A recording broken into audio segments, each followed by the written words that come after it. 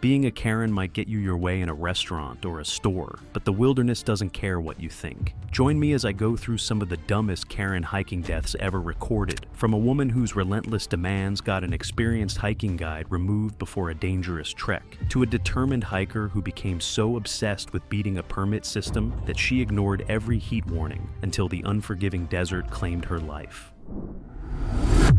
It was August 3rd, 2017. The South Kaibab Trail dropped 7 miles from the south rim to the Colorado River, losing nearly 5,000 feet along an open ridgeline with no shade and no water for its entire length. At 6 in the morning, the rim was 78 degrees Fahrenheit. By early afternoon, the canyon floor would hit 116. Rosie Ormond was 47 years old and sold real estate in Scottsdale, Arizona. She had spent her entire adult life in the desert, and that fact mattered to her more than it should have. Phoenix summers hit 110 degrees regularly, and she had always been fine. What she did not account for was that canyon heat and city heat are two entirely different things, and the South Kaibab Trail does not care what you think you are used to. She thought she understood heat because she'd lived with it for years. The canyon was about to show her the real difference. She started her descent at 6:40 in the morning with 2 16-ounce water bottles and a bag of trail mix in a small shoulder bag. At Cedar Ridge, about a mile and a half down, a sign warned hikers not to continue toward the river without at least 4 liters of water and a turnaround plan before 10 in the morning. 2 hikers resting there pointed it out to her. She told them the morning felt fine and that she had been dealing with desert heat her whole life. She was walking again before they finished responding. Below Cedar Ridge, the trail narrows along an exposed ridgeline with the canyon dropping away on both sides. Rosie moved through that section steadily, finishing both water bottles before reaching the tip-off at roughly 4.5 miles in. No shade,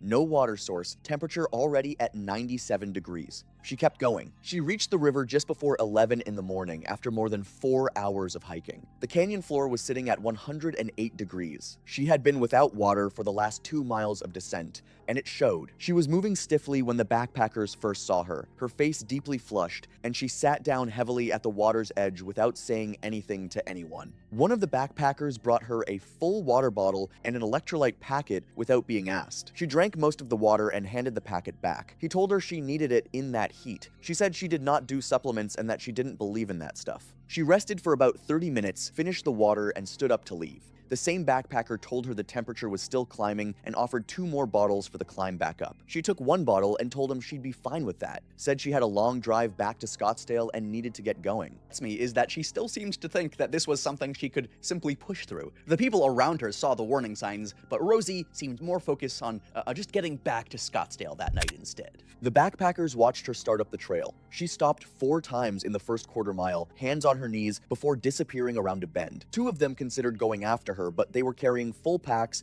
and had their own miles ahead. They noted the time and hoped she would be okay. The climb back gains 5,000 feet over 7 miles of fully exposed trail in 108-degree heat after 4 hours of descent with 1 borrowed bottle and no electrolytes. The body is already behind before the first step upward. 40 minutes into her climb, a solo hiker coming down found her sitting on the trail, head drooping forward. He spoke to her and she looked up but could not form words. Her skin was hot and dry, her breathing fast and audible. He gave her the rest of his water, sat down next to her, and kept talking to keep her present. She responded a few times in single words and then stopped responding altogether. He sent a distress signal on his satellite communicator at 12:17 in the afternoon. She lost consciousness shortly after. A second hiker reached them within minutes, and the 2 alternated chest compressions for close to 15 minutes before ground personnel arrived from a camp roughly a mile away. No defibrillator was available. Ground personnel took over resuscitation on site. A helicopter was delayed by a narrow approach corridor and high crosswinds in that section of the canyon. She was airlifted once a stable approach was possible and pronounced dead at a medical facility. The coroner listed cause of death as cardiac arrest from exertional heat stroke. Her core temperature at rescue was 107.2 degrees Fahrenheit. No conditions were found that would have caused cardiac arrest independently. The backpackers provided written accounts covering her arrival, her condition at the river, and the exchange over the electrolytes and the second water bottle. The satellite communicator log confirmed the distress signal timestamp. Both of her original water bottles were recovered empty at the riverbank. The case was ruled accidental.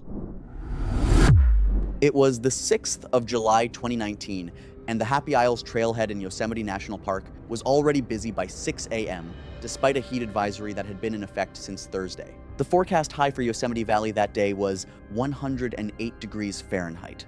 At elevation on the exposed granite sections of the trail, where the rock absorbs direct sun for hours, surface temperatures would climb past 140 degrees Fahrenheit by early afternoon. Half Dome is one of the most iconic hikes in the United States, a roughly 1/6-mile round trip with nearly 5,000 feet of elevation gain that ends with a steep cable-assisted climb up a granite face so exposed that Park Service posts explicit warnings about the dangers of the final ascent.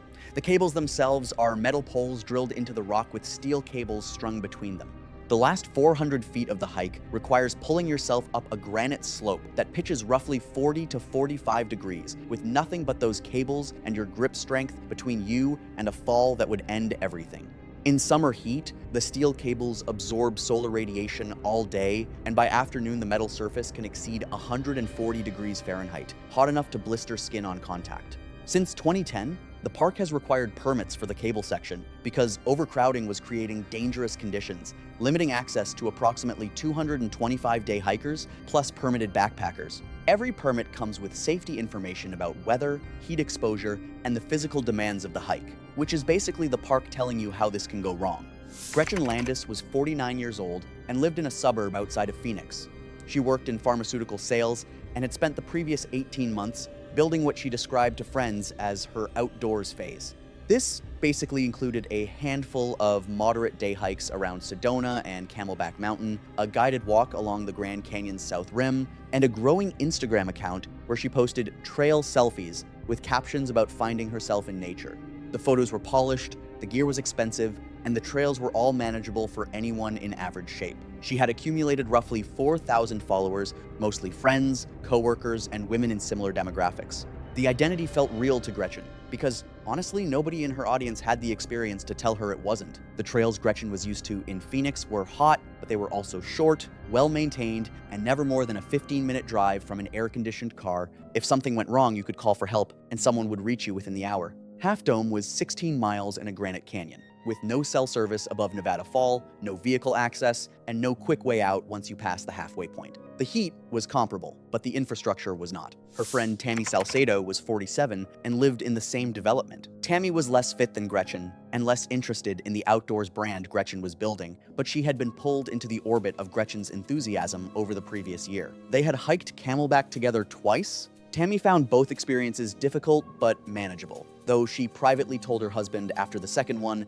that she genuinely didn't understand why Gretchen treated it like a major accomplishment. She trusted Gretchen's assessment that the progression from Camelback to Half Dome was reasonable because Gretchen said it with the confidence of someone who had done the research. She had not done the research. It pretty much wasn't. Camelback Mountain is a 5-mile round trip with 1,300 feet of elevation gain. Half Dome is over 6 times longer with nearly 4 times the elevation. The comparison was kind of like running a 5K and deciding you were ready for a marathon. What gets me about these two right from the start is Gretchen had basically built this whole identity around being outdoorsy without ever testing it against anything that could push back. Half Dome was kind of the first trail in her life that was gonna have an opinion about whether she belonged there or not. That was going to have an opinion about whether she belonged there? The trip was planned primarily around content. Gretchen had told her followers she was attempting Half Dome and framed it as her biggest challenge yet. She had bought new hiking boots like 2 weeks before the trip and broken them in on a single 3-mile walk around her neighborhood. She packed a 2 0-ounce water bottle and a second one she planned to fill at the trailhead. For a 1/6-mile hike in July in Yosemite during a heat advisory, experienced hikers recommend a minimum of 1 gallon per person, roughly 128 ounces. Gretchen had roughly 40. Neither woman brought electrolyte supplements, sun protection beyond a baseball cap, or lightweight gloves for the cables. Tammy's preparation was similar. She brought 2 small water bottles, a granola bar, a banana, and wore trail running shoes she had purchased for their appearance rather than their traction. Neither woman brought a first aid kit or any form of water filtration for refilling along the trail. Neither had studied the route beyond looking at photos of the cable section on Instagram. There was also the matter of the permit. Half Dome cable permits are distributed through a lottery system months in advance and are limited to a few hundred permitted hikers per day. Gretchen and Tammy did not have permits. Gretchen had applied for the daily lottery twice, been rejected both times, and decided that the permit system was what she described to Tammy in a text as basically just a suggestion. Her plan was to basically hike to the subdome and talk her way past whoever was stationed there, or just wait until the ranger was busy and go around. I'm not gonna sugarcoat this one. The permanent system exists because people literally died on that route when it got overcrowded. Treating it like something you can just charm your way past is genuinely one of the most dangerous attitudes you can bring onto a trail like this. They arrived at the trailhead at approximately 9:40 a.m., roughly 3 to 4 hours later than most experienced Half Dome hikers begin. The standard advice is to start before dawn and be off the exposed sections before the heat of the day. Because in summer, Yosemite's granite absorbs solar energy from the moment the sun clears the valley walls,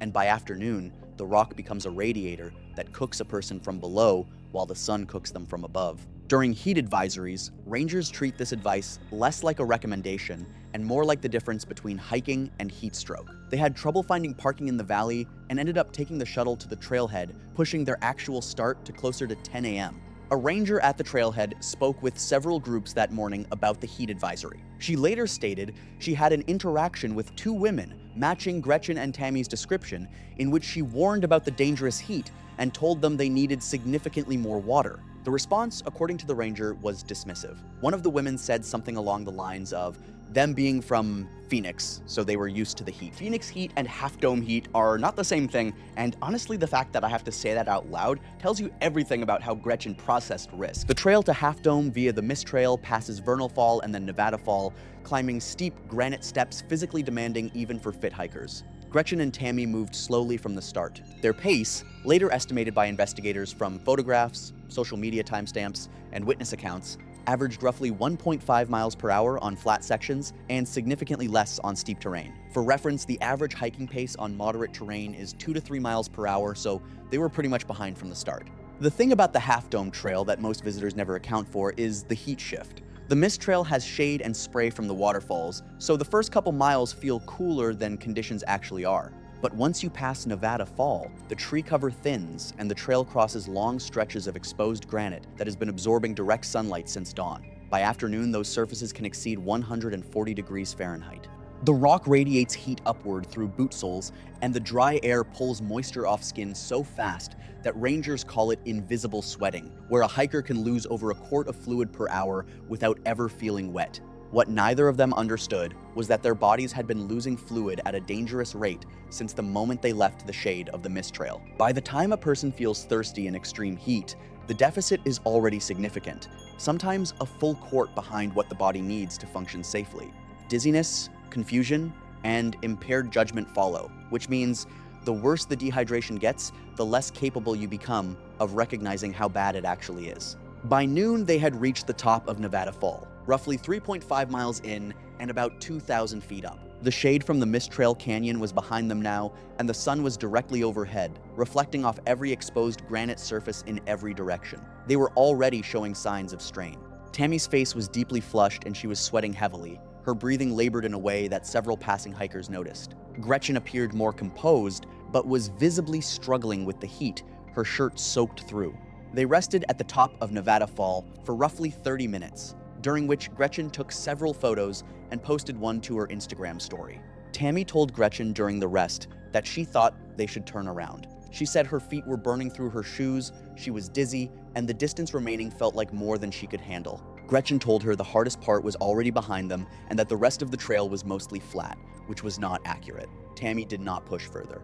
They had consumed nearly all their water by this point. The 60-odd ounces they had carried between them was almost gone after 3.5 miles of steep terrain in extreme heat. The return trip would cover the same ground with the cable section and over 4 additional miles still ahead of them. Tammy mentioned being thirsty, and Gretchen told her they could fill up further along the trail. There are no reliable water sources between Nevada Fall and the summit that are safe to drink without filtration, which neither of them carried. Honestly, the water thing alone, that should have been the end of the hike right there. Even if literally everything else went perfectly, they were already in a deficit that was only going to get worse in that kind of heat, and neither of them seemed to register that at all. The section between Nevada Fall and the Subdome approach is roughly 3.5 miles of trail through thinning forest and across exposed granite slabs. It is less steep than the Mist Trail, but deceptively long and brutally exposed, with scattered tree cover that provides seconds of shade before opening back onto granite storing heat since dawn. Gretchen and Tammy moved through it slowly, stopping frequently. Tammy was limping slightly by 1 p.m. A hot spot on her right heel had turned into a blister she was trying to ignore. Tammy's body had been telling her to stop since Nevada Fall. I genuinely think she knew this was the wrong way before the cables. Gretchen's knees were visibly bothering her on downhill sections. The air temperature at this elevation was in the low 90°F, but on the exposed granite slabs where there was no shade for hundreds of yards at a time, the heat radiating off the rock surface added another 15 to 20 degrees to what their bodies were actually experiencing. Without adequate water, the cumulative effect of heat, exertion, and invisible fluid loss was shutting down their ability to cool themselves. Multiple hikers who were descending from the subdome that afternoon passed Gretchen and Tammy on the trail. At least 3 of these hikers later gave statements to park investigators. One couple from Colorado described stopping to talk to the 2 women sometime shortly after 1 p.m. and telling them directly that they needed to turn around because of the heat. The husband said the shorter woman, matching Tammy, was barely sweating despite the temperature and looked visibly unwell. Her skin flushed a deep red color that concerned him. He offered them water from his own supply. The taller woman, matching Gretchen's description, declined and said they were from Phoenix and knew how to handle heat. She said people exaggerated Half Dome all the time. The wife said the shorter woman looked like she wanted to accept the water but said nothing. A solo hiker from the Bay Area encountered them around 1:45 p.m. on the approach to the subdome and described a similar exchange. He told them the cables would be dangerous in this heat because the metal gets hot enough to burn bare hands and the exposed granite offers zero shade for the entire 400-foot climb. He said, the taller woman told him she didn't need hiking advice from a stranger and kept walking. Every single person who talked to them on that trail tried to help, and every single one got either dismissed or flat out insulted. I keep coming back to that because the trail was basically full of people handing them the information that could have saved their lives, and they treated it like bad customer service reviews. The subdome approach is a steep scramble up granite slabs that have been baking in direct afternoon sun for hours, hot enough that hikers in previous summers reported burning their palms on the rock surface during the scramble. It takes most hikers 20 to 30 minutes. Gretchen and Tammy reached the base of the subdome at approximately 2:45 p.m. When Gretchen and Tammy reached the permit checkpoint, a wilderness ranger conducting permit enforcement that afternoon asked for their permits. Gretchen told him they had applied but didn't receive them and asked if they could go through anyway since they had come so far. The ranger told them no. Permits were required and the conditions were too dangerous. He pointed out that they appeared to have no water remaining and that the cable section in this heat with no hydration was life-threatening. He told them he had already turned back 6 groups that afternoon because of the heat advisory. Gretchen argued. She told the ranger they had been hiking all day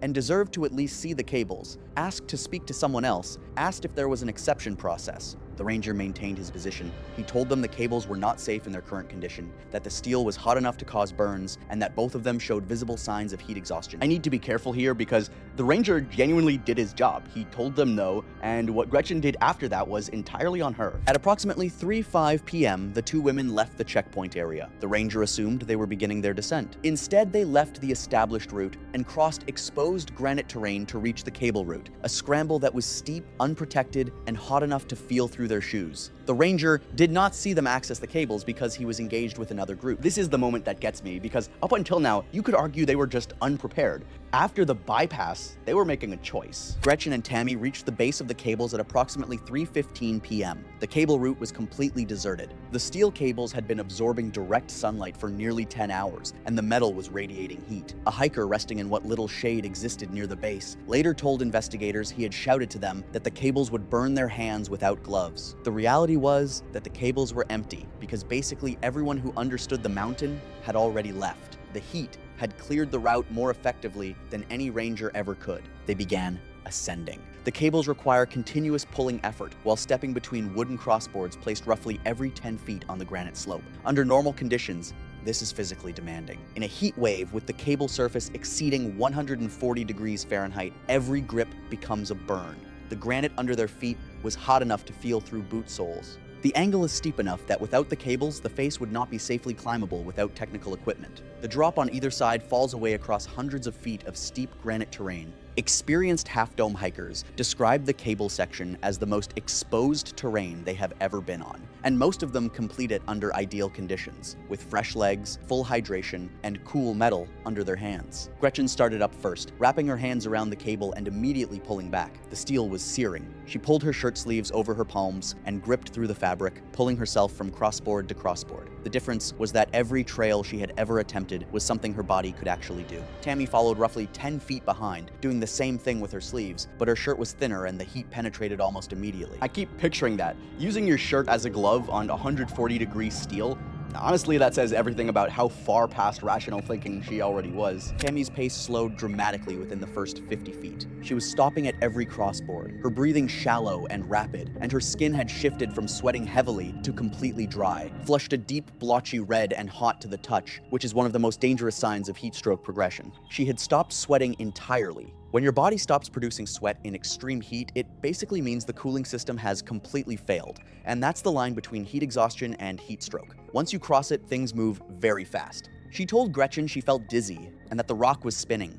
Gretchen told her they were almost there. They were not almost there, not even close. They were still roughly 350 feet from the summit, with the steepest section still ahead. Tammy kept going because Gretchen told her to. The same dynamic that had basically governed their friendship for 18 months was now playing out on a 150-degree granite face with no shade, no water, and no way to cool down. At approximately 3:35 p.m., roughly 200 feet above the base of the cables, Tammy stopped moving. She was gripping the cable with both hands, but her body had gone rigid and her eyes were unfocused. Gretchen, roughly 15 feet above her, called down to her repeatedly. Tammy did not respond. Her legs began to buckle and she slumped sideways against the cable, her body weight catching between the cable and a crossboard. She was still technically upright, but only because the cable infrastructure was holding her there. Gretchen descended to Tammy's position. Tammy's skin was completely dry, burning hot to the touch, and had turned a deep, mottled red. Her breathing was rapid and erratic, and she was not responding to her name or to physical contact. These are basically the textbook signs of severe heat stroke, when the body's core temperature goes past 104 degrees and the brain starts shutting down systems to try to protect itself. The confusion, the loss of coordination, the dry burning skin, it's all the body saying it genuinely cannot cool itself anymore, and without intervention, the organs start failing within minutes. Gretchen tried to get Tammy to drink from what little water remained. Tammy could not swallow.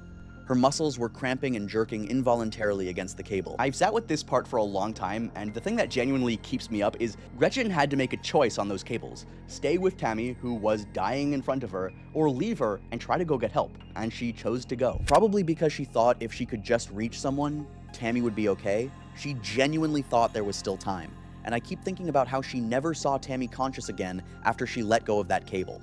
Gretchen spent roughly 10 minutes with Tammy before she began descending for help. She left Tammy propped between the cable and crossboard and began moving down the cables. Gretchen had been on the mountain for nearly 6 hours in extreme heat, with effectively no water for the last 4. Her hands were blistered from the hot cables. Her own body was in severe dehydration. She made it to the base of the cables and began the sub-dome scramble down. The granite slabs had been in direct sunlight all afternoon, hot enough to sear exposed skin on contact.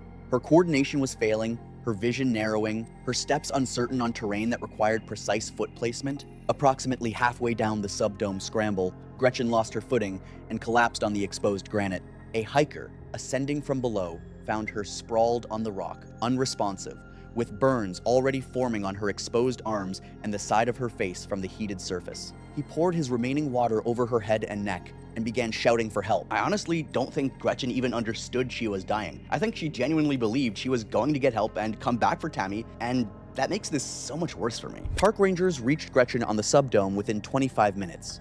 She was briefly conscious and told them she had left her friend on the cables, that she believed Tammy had passed out and needed a helicopter, and she lost consciousness shortly after.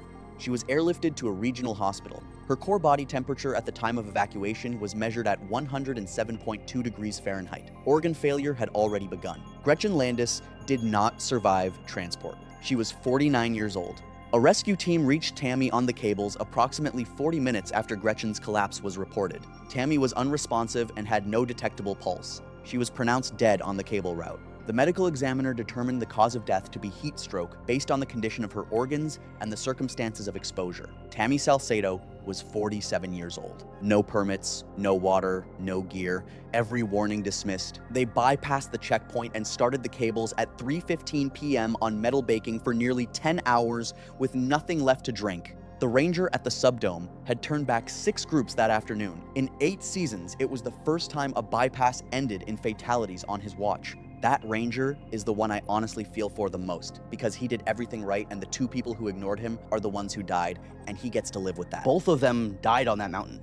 Tammy on the cables and Gretchen in a helicopter. And I genuinely believe that if either of them had been hiking alone, they would have turned around at Nevada Fall or at the Subdome. Or maybe even at any of the dozen exits the trail gave them. But together they built this dynamic where the person making the decisions had no idea what she was doing, and the person who knew something was wrong couldn't say it loud enough, and in extreme heat with no water. That is what killed them both. Gretchen's last post was from Nevada Fall. Shortly after noon, 340 likes, a caption about conquering fears. The account is still public. Tammy was 47. She didn't want to be on Half Dome. She was there because her friend told her she could do it, and she believed her friend more than her own body. Gretchen was 49. She believed it too. The mountain didn't kill them. The heat didn't kill them. The same voice that had been telling Tammy to keep going for 18 months told her to keep going one more time, and this time there was nowhere left to go. It was July 14th, 2015. The Bright Angel Trail at Grand Canyon National Park dropped nearly 5,000 feet from the south rim to the canyon floor. The walls on either side trapped heat like an oven, radiating it back at ground level long after the sun had already done its work. By 9 in the morning, the trailhead was sitting at 91 degrees Fahrenheit. By noon, the inner canyon would hit 113. Laura Gale Thurston was 44 years old and worked as a project manager in a suburb outside Columbus, Ohio. She was a confident person who trusted her own judgment and wasn't particularly inclined to second-guess herself. For months, she had been planning a trip to the Grand Canyon and felt she had done everything necessary to prepare. She went to the gym twice a week, took long walks every Sunday, and spent weeks breaking in a new pair of trail shoes around her neighborhood. By the time she arrived, she was convinced she was ready. She made the trip alone. Looking at her, it's easy to see why she felt prepared.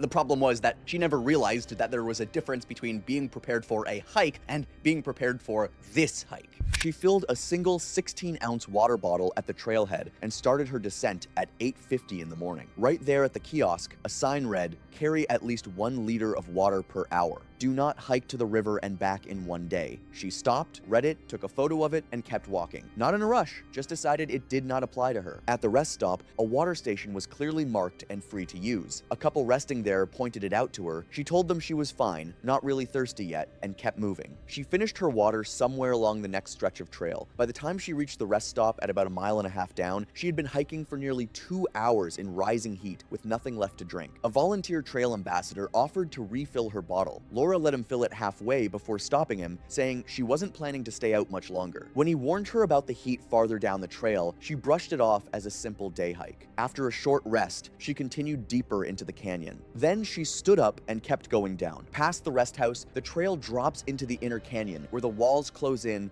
and the heat has nowhere to escape. There were no more water stations beyond that point, no shade to speak of, and no staffed posts. The temperature in that section of the canyon was around 109 degrees and still climbing. By then, she had been without water for close to 90 minutes. A pair of hikers heading up the trail passed her near the 2.5-mile marker below the rest house. They noticed that she was moving slowly and stopping every few minutes to press her hand flat against the canyon wall. Something about the way she looked caught their attention. Despite the extreme heat, her skin appeared unusually dry. One of the hikers asked if she was okay, but she waved him off without looking up and continued on her way. That's not just stubbornness, that's someone who genuinely believed that she had it under control when every single thing around her was saying complete otherwise. When your body stops sweating in that kind of heat, it does not mean you have adjusted. It means your cooling system has shut down and your core temperature is already climbing past the point of no return. Laura almost certainly did not know that, but that is exactly what was happening while she was still walking. About 20 minutes later, a group of 4 hikers heading down the trail found her sitting against the canyon wall with her legs out and her head tilted back. She was conscious, but unable to respond. Her breathing was rapid, and her skin was hot and completely dry. One hiker stayed with her while another checked her bag. Inside were sunscreen, a paper map, a phone with a dead battery, and an empty water bottle. There was no food or electrolyte replacement. With no signal available,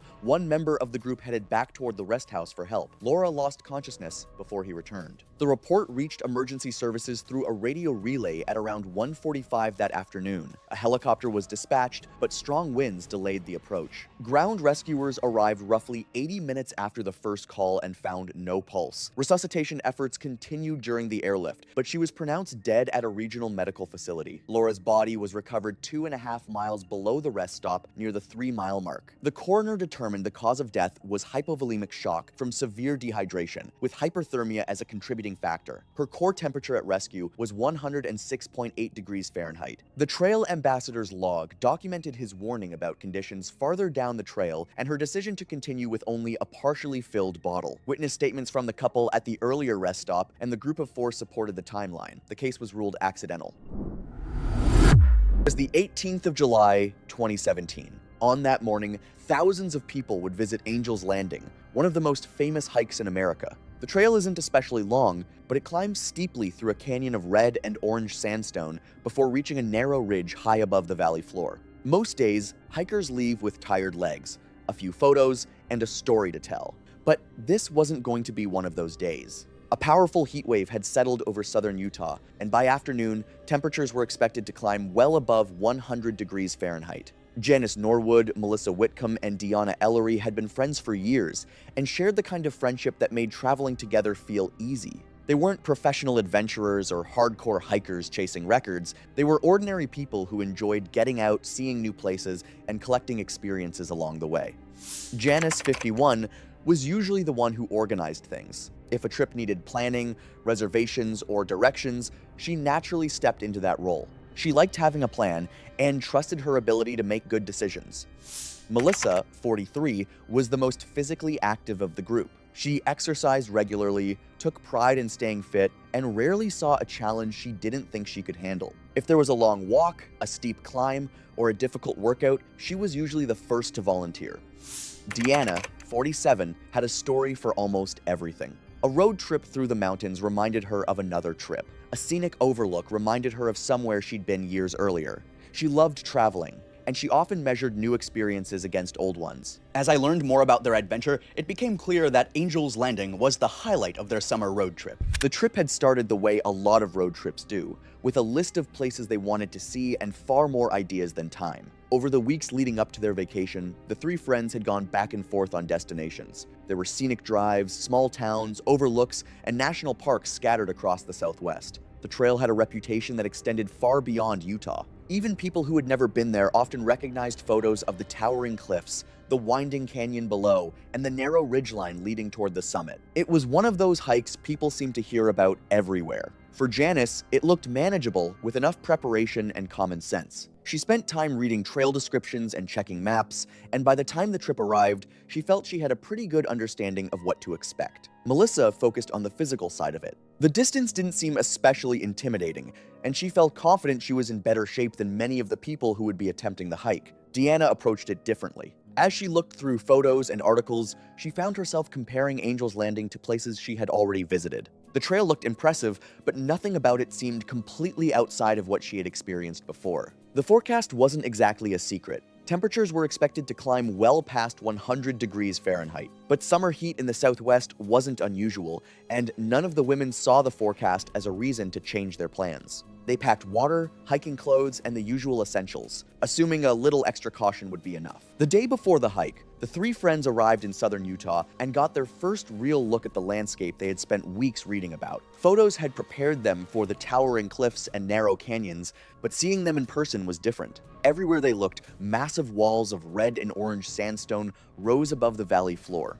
Even the drive into the area felt like part of the experience. They spent part of the day exploring, taking pictures, and getting their bearings. The hike was scheduled for the following morning, giving them plenty of time to take in the scenery before the main event. The dry air felt noticeably different from what they were used to, and even standing in the afternoon sun for a few minutes could be uncomfortable. The heat was impossible to ignore. The forecast for the following day remained well above 100 degrees Fahrenheit, but nothing about the conditions seemed especially unusual. Visitors were everywhere, and trails throughout the area remained busy despite the temperature. The impression I was left with was that they considered the conditions normal for that time of year. The plan was simple: get some rest, start the hike the next morning, and finally see what all the excitement was about. The next morning started early. By the time Janice, Melissa, and Deanna arrived at the trailhead, plenty of other hikers were already moving in and out of the area. Some were adjusting backpacks, others were checking maps, and a few had clearly started their hikes long before sunrise. The atmosphere felt energetic. People were chatting, taking photos, and getting ready for what many considered the most famous hike in the park. The three friends took a few minutes to get organized before setting off.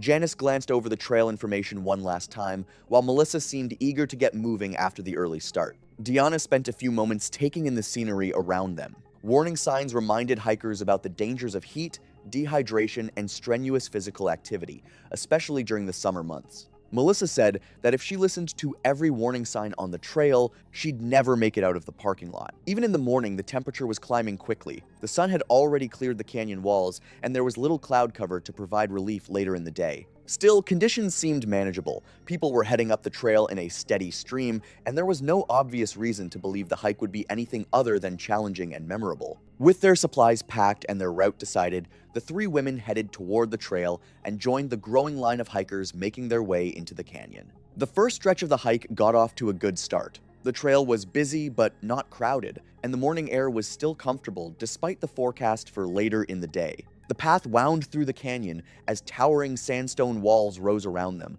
creating the kind of scenery that made people stop every few minutes just to look around. The pace was relaxed, conversation came easily, and there was no shortage of things to talk about. Like many first-time visitors, the three friends frequently paused to admire the views or point out features in the landscape that looked even more impressive in person than they had in photographs. The climb required effort, but nothing felt unusual. The trail was unfolding much the way Janice had expected from the maps and descriptions she had studied beforehand. Melissa appeared completely comfortable with the physical demands of the hike and rarely seemed out of breath. Diana found herself comparing the scenery to places she had visited on previous trips, though she admitted there was something different about the sheer scale of the canyon around them. The weather remained clear, the trail conditions were good, and the destination they had been looking forward to for weeks felt a little closer with every step. As the morning went on, the trail gradually became more demanding. The elevation gain was steady enough that nobody really noticed it at first, but after a while, the climb started making itself known. Conversations became a little more spread out, and the pauses between them lasted a bit longer, not because anyone was struggling, but because more attention was being spent on the trail itself. The crowds also began to thin out. Some hikers moved ahead at a faster pace, while others stopped frequently to rest or take photographs. Janice, Melissa, and Diana settled into a rhythm that worked for them. They weren't rushing, but they weren't lingering for long either. Whenever they stopped, Melissa was usually the first one ready to start moving again. The higher they climbed, the wider the views became.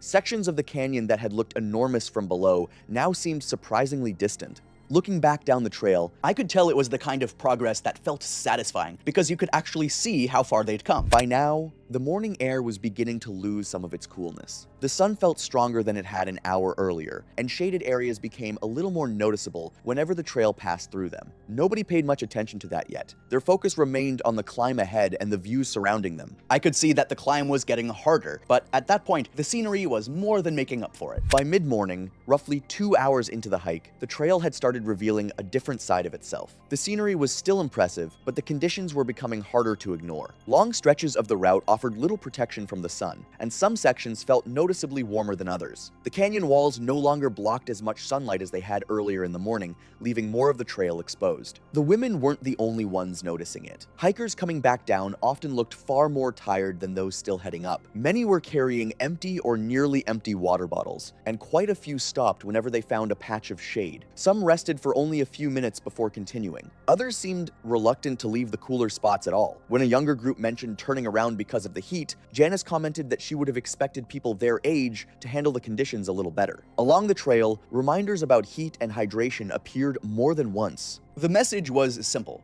Summer conditions could become dangerous faster than many people expected, because in the dry desert air, it wasn't always easy to tell how much water your body was losing. During one of their brief stops, all three women lingered in the shade a little longer than they had earlier that morning. For now, however, the hike continued much as it had before.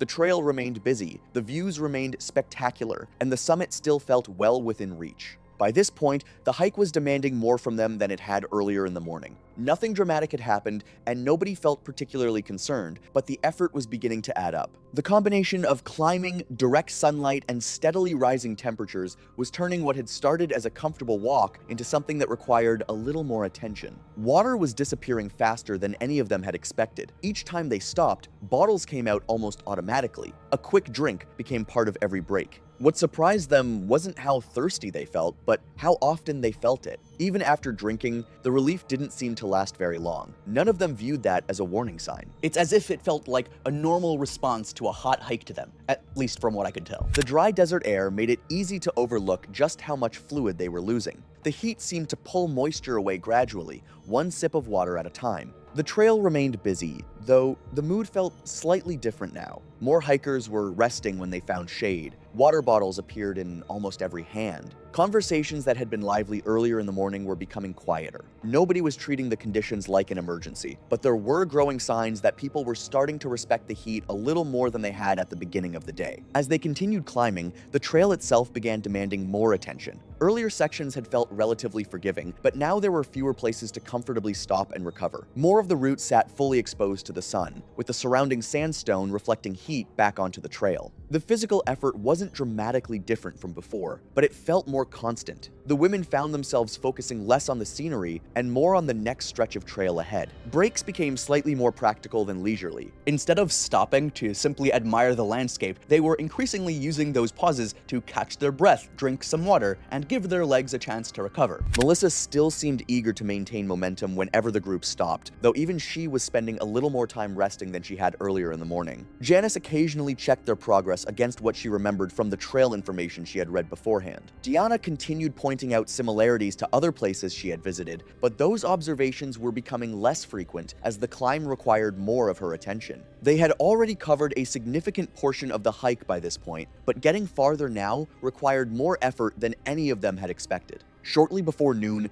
the three friends found a place to stop for a longer break. By then, they had been hiking for several hours, and the opportunity to sit down for a few minutes was welcome. Water bottles were passed around, snacks came out, and for the first time that day, there was no immediate rush to continue moving. The stop indeed seemed to help. After spending a few minutes off their feet, everyone appeared noticeably more comfortable than they had while climbing. Breathing slowed, legs recovered, and the fatigue that had been building throughout the morning no longer seemed quite as obvious. Around them, other hikers were doing much the same thing, taking advantage of any chance to rest before continuing farther up the trail. For Janice, the break reinforced the idea that they were managing the hike well. Melissa looked refreshed after sitting down for a while, and Diana appeared far more interested in the scenery again than she had been during the previous stretch of climbing. At that point, I don't think they saw the discomfort as anything more than a temporary issue. When they eventually stood up and continued hiking, there was little to suggest that the rest of the day would be any different. If anything, I got the sense that the break left them more confident than they had been when they first sat down. The longer the hike went on, the more each of the women started interpreting the conditions in her own way. Nobody was arguing, and there was no dramatic conflict within the group, but they weren't necessarily seeing the trail through the same lens anymore.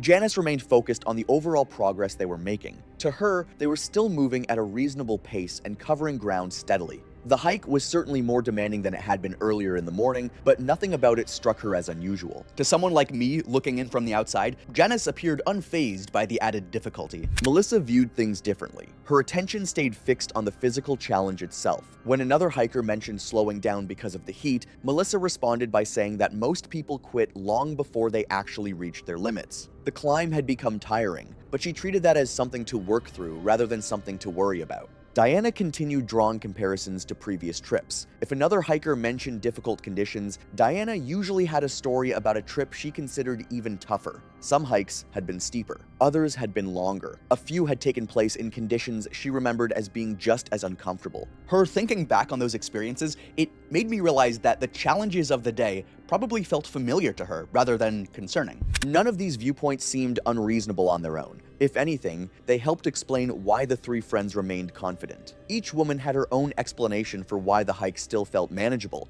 and together, those explanations made it easier to keep moving forward. As noon approached, the character of the hike began changing again. The sun was now high overhead, and much of the trail sat fully exposed beneath it. Areas that had seemed merely warm earlier in the morning now felt noticeably hotter. The canyon still looked spectacular, but fewer people were stopping simply to admire the view. Looking back over the course of the morning, the difference was obvious. Rest stops were lasting a little longer, water breaks were becoming more frequent, conversations that had once filled much of the hike now appeared only in shorter bursts between stretches of walking. The three friends were experiencing the same changes. Janice spent less time talking about the route and more time focusing on the trail immediately ahead. Melissa was still maintaining a steady pace, but the effortless energy she had shown earlier was beginning to fade. Deanna had become quieter as well, saving most of her comments for moments when the group stopped to rest. Around them, other hikers seemed to be adjusting in similar ways. More people were seeking out whatever cover they could find. Small patches of shade that might have gone unnoticed earlier in the day were now occupied almost immediately whenever they appeared. Nobody seemed alarmed, but there was a growing sense that the conditions deserved more respect than they had that morning. By this point, they were much closer to their destination than they were to the trailhead. They had already invested hours into the climb and covered a significant portion of the route. Turning around remained an option, but it was no longer the option most people naturally thought about first. The afternoon heat had now settled in completely. Whatever relief the morning had offered was gone. The trail, the surrounding rock, and the air itself all seemed to radiate warmth. Even when the group stopped moving, there was little sense of cooling off. Rest breaks still helped, but the effects didn't seem to last as long as they had earlier in the day. Hours of climbing were beginning to make themselves known. Standing up after a break took a little more effort than before. Legs felt heavier. Recovery came more slowly. None of those things seemed unusual on their own, but together, they were changing the pace of the hike. The destination remained important, but more attention was being spent on the next section of trail than on the summit itself. Janice continued checking their progress whenever she could. Melissa still pushed herself to keep a steady pace, even if it required more effort than it had that morning. Deanna found herself taking longer to settle back into a rhythm after each stop, though she mostly kept those frustrations to herself. Around them, the mood on the trail had changed noticeably from the energy of the morning. Conversations were shorter. Hikers spent more time watching their footing and less time admiring the scenery. Nobody appeared panicked or alarmed, but there was a growing sense that the day was becoming more demanding than many people had expected. At some point during a long hike, the destination starts feeling closer than the starting point, even when that's not technically true. Janice, Melissa, and Deanna had already spent hours on the trail and covered a significant amount of ground. The way I saw it, they had already committed so much energy and time to the climb that continuing forward just felt easier than giving up. The heat had become a constant presence. Water breaks still happened regularly, but the relief never seemed to last for very long. Within minutes of starting again, the warmth and fatigue would return. Janice saw no reason to abandon the plan now. Melissa treated the growing discomfort as something to push through.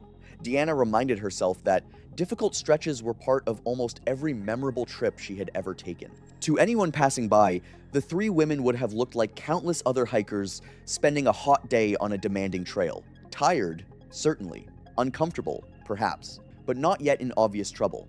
The effects of the day were becoming harder to hide. Janice was the first to show signs that something was changing. She seemed slightly more distracted than usual and occasionally needed a moment to reorient herself when checking the route ahead. It wasn't enough to alarm anyone, and she largely brushed it off as fatigue from several hours of hiking. Melissa was dealing with her own problems. The steady pace she had maintained throughout most of the day was becoming harder to sustain. Her legs felt heavier, and occasional muscle tightness appeared whenever the group stopped and started again. She continued pushing forward, treating it as part of the challenge.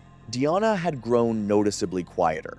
The stories and comparisons to previous trips had mostly stopped, replaced by a growing focus on simply keeping pace with the group. She found herself lingering a little longer during breaks before getting back on her feet. Still, none of the three women considered turning around. The trail was demanding nearly all of their attention now. Long stretches passed without much conversation as the three women focused on the climb. Rest stops were becoming more frequent, and getting back on their feet no longer felt automatic. Janice seemed unusually distracted, occasionally pausing as if she had lost her train of thought. Melissa continued pushing herself forward, but the breaks between stops were growing shorter. Deanna spent longer sitting during rests and appeared far less interested in the scenery than she had been earlier in the day. Other hikers were beginning to notice. A few glanced over as the group stopped again, while others lingered nearby before continuing on. The three women no longer blended into the crowd the way they had that morning. The next time the group stopped, it became clear that Janice was struggling. She appeared confused and had difficulty focusing on simple tasks that would normally have required little thought. Nearby hikers began paying closer attention as she took longer than expected to gather herself and get moving again. When the group eventually continued, Janice's condition worsened. She seemed unsteady on her feet and noticeably less aware of her surroundings. After only a short distance, she stumbled, lost her balance, and collapsed on the trail. The situation changed immediately. Hikers nearby moved in to help while someone placed an emergency call. As attention turned toward Janice, it became clear that Melissa and Diana were having problems of their own. Melissa was struggling to remain on her feet after stops, while Deanna appeared increasingly weak and spent more time sitting than standing. What had started as concern for a single hiker quickly became a medical emergency involving all three women. With little shade available and temperatures still above 100 degrees Fahrenheit, the group remained exposed while waiting for help to arrive. The emergency call brought help into motion, but reaching the group was never going to be quick. The trail's terrain, the afternoon heat, and the location of the hikers all created delays. While assistance made its way toward them, nearby hikers continued doing what they could to help and monitor the three women. Janice remained in critical condition. Melissa and Deanna were also struggling as the effects of hours spent in extreme heat continued to overwhelm their bodies. The wait felt long, and the conditions that had contributed to the emergency were still present around them. By the time help reached the scene, the situation had become extremely difficult to reverse. Despite extensive efforts to save them, Janice Norwood, Melissa Whitcomb, and Diana Ellery all died from heat-related medical emergencies brought on by prolonged exposure to extreme temperatures and dehydration. Investigators pieced together the timeline using phone records, time-stamped photographs, witness accounts, and location data recovered from the group's devices. Those records showed that the three women had spent hours hiking in extreme heat as temperatures climbed well above 100 degrees Fahrenheit. They also revealed a gradual slowdown in pace as the day progressed, matching the accounts provided by hikers who encountered them on the trail. The findings identified heat-related illness as the primary factor in all three deaths. Janice suffered severe heat stroke after prolonged exposure to extreme temperatures. Melissa died from exertional heat stroke after continuing to hike as conditions worsened. Deanna experienced a heat-related medical emergency complicated by dehydration and pre-existing cardiovascular risk factors. The outcome was ultimately linked to a combination of extreme heat, prolonged exposure, physical exertion, and the decision to continue despite worsening conditions. What struck me most was that their hike ended as a reminder that in the desert, even ordinary decisions can carry serious consequences when temperatures push beyond what the human body can safely handle. It was August 9th, 2014. The Hermit Trail dropped 9 miles from the South Rim to the Colorado River through remote, rugged terrain with no staffed stations, no reliable water sources, and no regular patrols. By 9 that morning, the temperature at the rim had already reached 89 degrees Fahrenheit. Wilma Lynn Duthie was 55 years old and had recently retired after a long career in school administration in Tucson, Arizona. For decades, she had been the person responsible for keeping things organized, solving problems, and making sure nothing slipped through the cracks. That kind of responsibility can build confidence, and Wilma had plenty of it. She had hiked the Grand Canyon twice before on one of the main corridor trails, reaching the 3-mile rest area and returning without any trouble. When she came across the Hermit Trail, she saw it as the logical next step. After 2 successful canyon hikes, a more challenging route probably didn't seem like a dramatic leap. She arrived at the trailhead at 7:30 that morning. Within the first hour, she passed 2 hikers heading back up. One warned her that conditions lower in the canyon were worse than expected. Wilma seemed to file the information away and immediately ignored it. By the time she reached a drainage area deeper in the canyon, around 10:30, nearly 2 of her 3 liters of water were gone. She stopped to eat a granola bar and looked at what remained. Wilma decided she could make it work and continued deeper into the canyon. I mean, you wouldn't survive without water, so what's the plan here exactly? because from that point on, she was basically betting the rest of the hike on a few mouthfuls of water and a whole lot of optimism.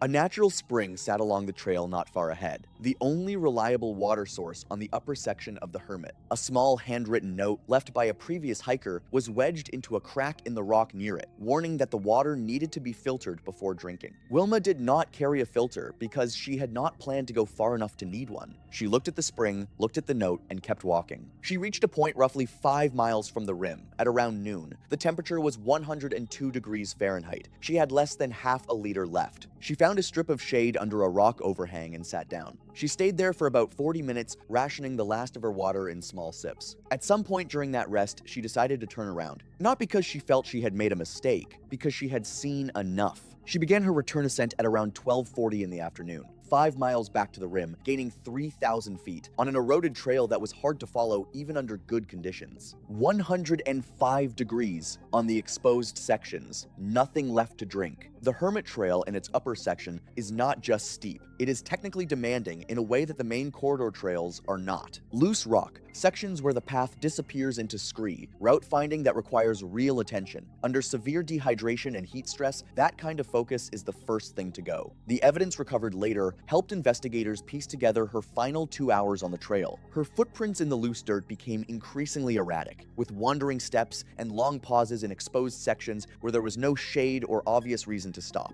At one point, her tracks drifted roughly 30 feet off the main trail before returning. Her hat was found sitting on a rock about 2 miles into the ascent, placed there deliberately as though she had set it down and forgotten it. About a mile farther on, she was found face down on a steep section of trail. The position of her body and the disturbed rock around her suggested she had been crouching before she fell. The Hermit Trail is one of the least traveled routes in the park during August, and investigators found little evidence of contact with other hikers during her final hours. Her phone still had signal in that section of the canyon. There were no calls, messages, or attempts to contact anyone afterward. When she failed to return to her vehicle that evening, her sister contacted the park the following morning. A search began at first light, and a team covering the Hermit Trail located her body at approximately 7:20 on August 10th. Based on environmental conditions and the condition of her body, investigators estimated that she had been dead for between 12 and 16 hours. The coroner determined the cause of death was heat stroke, complicated by severe dehydration during the ascent.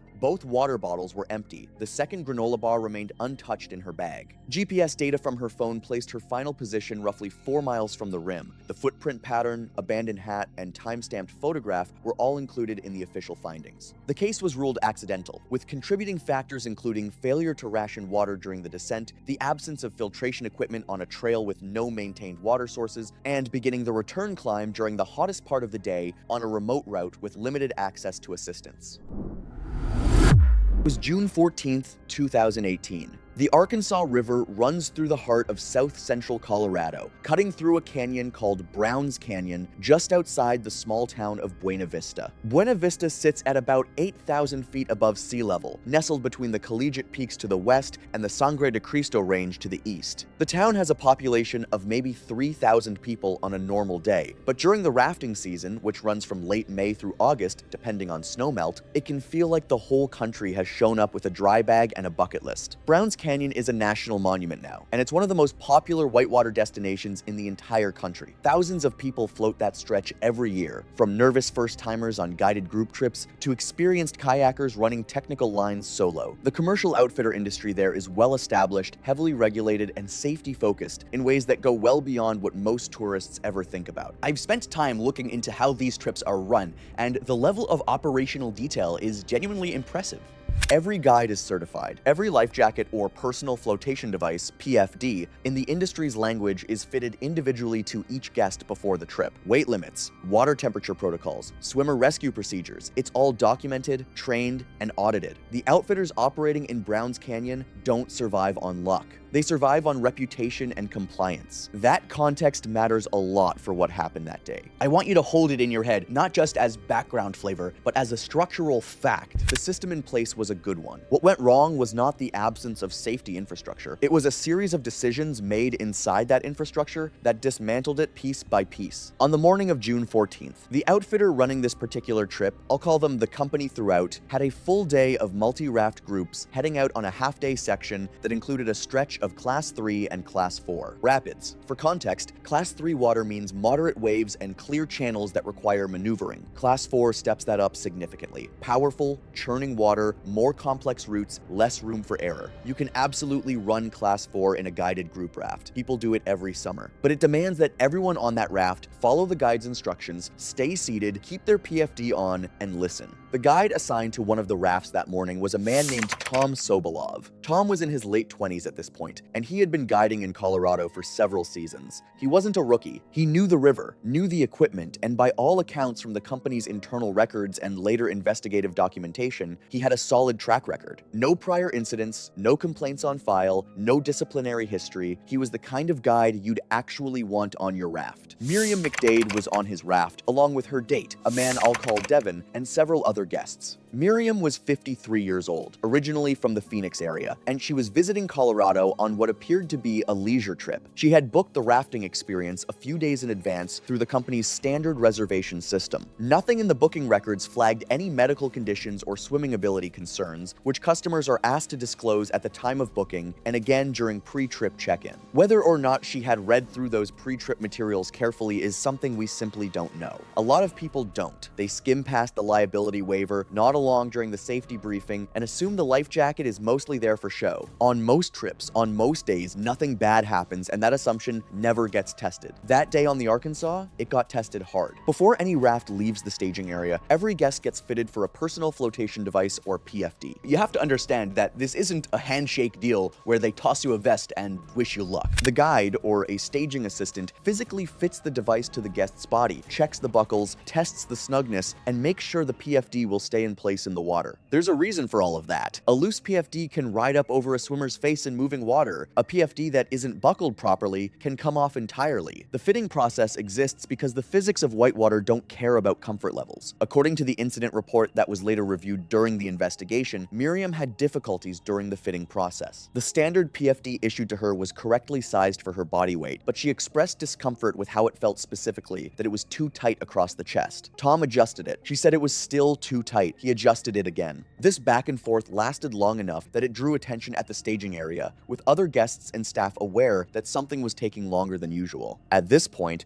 before Tom had even finished the second adjustment, Miriam began complaining about the appearance of the PFD itself. She made repeated comments that the vest looked old and worn, pointing at faded stitching and minor cosmetic scuffs that had no bearing on the device's functionality. Several staging employees later recalled her demanding to see a newer life jacket, as if she were returning a defective product at a department store. When staff explained that all PFDs met the same safety certifications regardless of cosmetic condition, she rolled her eyes and muttered something under her breath about how this place was clearly cutting corners. During this process, Miriam began to escalate, not physically, but vocally. She was loud about her discomfort, dismissive about what she characterized as Tom's inability to solve the problem, and according to at least one account documented in the investigation, she made comments to a staging supervisor that implied Tom didn't know what he was doing. What we can't know for certain is whether she genuinely believed the PFD was improperly fitted, or whether she simply found it uncomfortable in the way that any properly fitted PFD will feel uncomfortable, snug, slightly restrictive, not designed for casual lounging. The two are very different problems with very different solutions. But I get that they can feel identical to someone who has never worn one before and has no framework for what correct is supposed to feel like.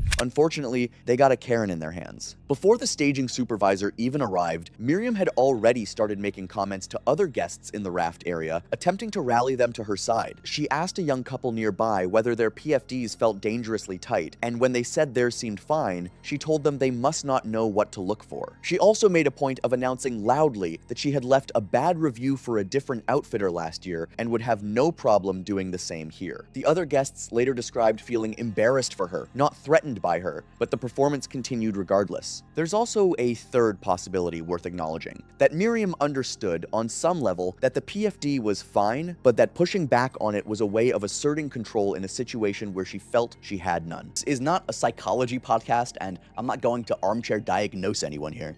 But the pattern of behavior resistance, escalation, demanding a personnel change follows a recognizable script. It's the script of someone who is accustomed to getting what they want through social pressure and is deploying that skill in a context where it has no place. I want you to watch carefully, because what happens next is the part that set everything else in motion. The staging supervisor, a man I'll call Garrett, came over to assess the situation. Miriam immediately shifted her complaints from the equipment to Tom's demeanor. She claimed, without any corroboration, that Tom had been rude to her and had rolled his eyes when she first asked for an adjustment. Garrett later testified that he saw no evidence of this and that Tom had remained professional throughout. But Miriam pressed harder, insisting that she did not feel safe with Tom and that if the company forced her to raft with him, she would demand a full refund and contact her credit card company to dispute the charge. The word refund came up multiple times in the staging area that morning. Again, the investigation documents this, though the full picture had to be reconstructed from multiple sources since Miriam herself was not available to give a statement afterward. Garrett's own account, given to both company management and later to investigators, was that Miriam's complaints were persistent and that she requested Tom be removed from her raft. Whether that request was phrased politely or not is not really something I can verify, but the outcome is documented. Garrett made the call to reassign the guests on Tom's raft to another guide, and Tom was pulled from his shift. That decision to remove a certified, experienced guide based on a guest complaint during the pre-launch safety process is one that I think deserves real scrutiny, and we'll come back to it. But first, let's talk about what it means for a guide to be pulled mid-staging. In the operational structure of a commercial outfitter, the staging supervisor has a significant amount of discretionary authority. They're responsible for the overall safety and smooth function of the launch process, and they have to make judgment calls quickly. On one hand, if a guest and a guide have a genuine interpersonal conflict that can't be resolved, splitting them up can be a reasonable move. On the other hand, the safety fitting process is not a customer service interaction. It is a literal safety procedure. Tom, by the account in the investigation, did not argue. He handed off his raft to another guide, a less experienced staff member I'll call Ruben, and stepped back. The trip launched, and Tom stood at the staging area and watched it go. Apparently, Miriam made a point of watching him walk away with what witnesses described as a satisfied expression. She then turned to Devin, her date, and said something in a low voice that made him shift uncomfortably. One guest in an adjacent raft later recalled hearing Miriam say, "That's how you get things done," as if she had just successfully negotiated a hotel room upgrade rather than having a trained professional removed from a safety-critical position. Devin, by all accounts, did not respond. If I were him, I'd want to disappear into the raft floor, but I want to sit with that image for a second here too.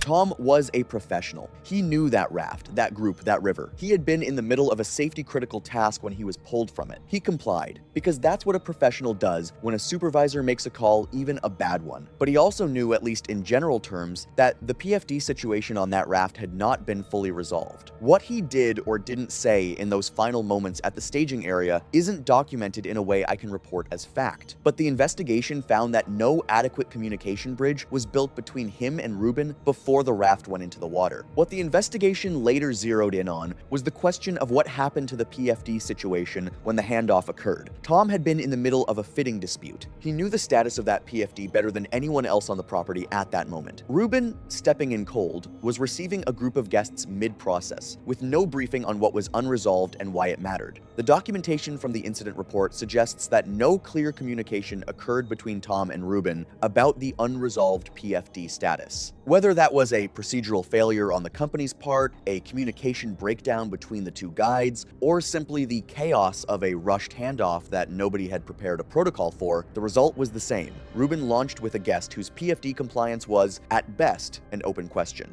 I want to be careful here because I'm not in the business of assigning blame to Ruben. He was put in an unfair position. He stepped up when asked, took a group he didn't know, and did his job, but the outcome is what it is. The trip proceeded normally for the first part of the run. Browns Canyon's lower sections ease you in before the water gets serious, and a well-guided group can build confidence and settle into the rhythm of paddling before the bigger features arrive. There's something almost counterintuitive about the early miles of that run. The river looks deceptively manageable. The canyon walls are gorgeous, the water is clear, and if you've never been in real whitewater before, you might look at the first few ripples and think the whole thing was overblown. That relaxation can be dangerous, because the river doesn't stay mellow. Ruben was a certified guide. He knew the river. The other guests on the raft were, by all indications, following instructions and paddling cooperatively. Miriam, though, appears to have been a problem on the water as well, based on the plausibility assessments made during the investigation. Given the pattern established at staging the complaints, the resistance, the escalation, investigators considered it plausible, and I think reasonably so, that she may have continued to be non-compliant on the raft.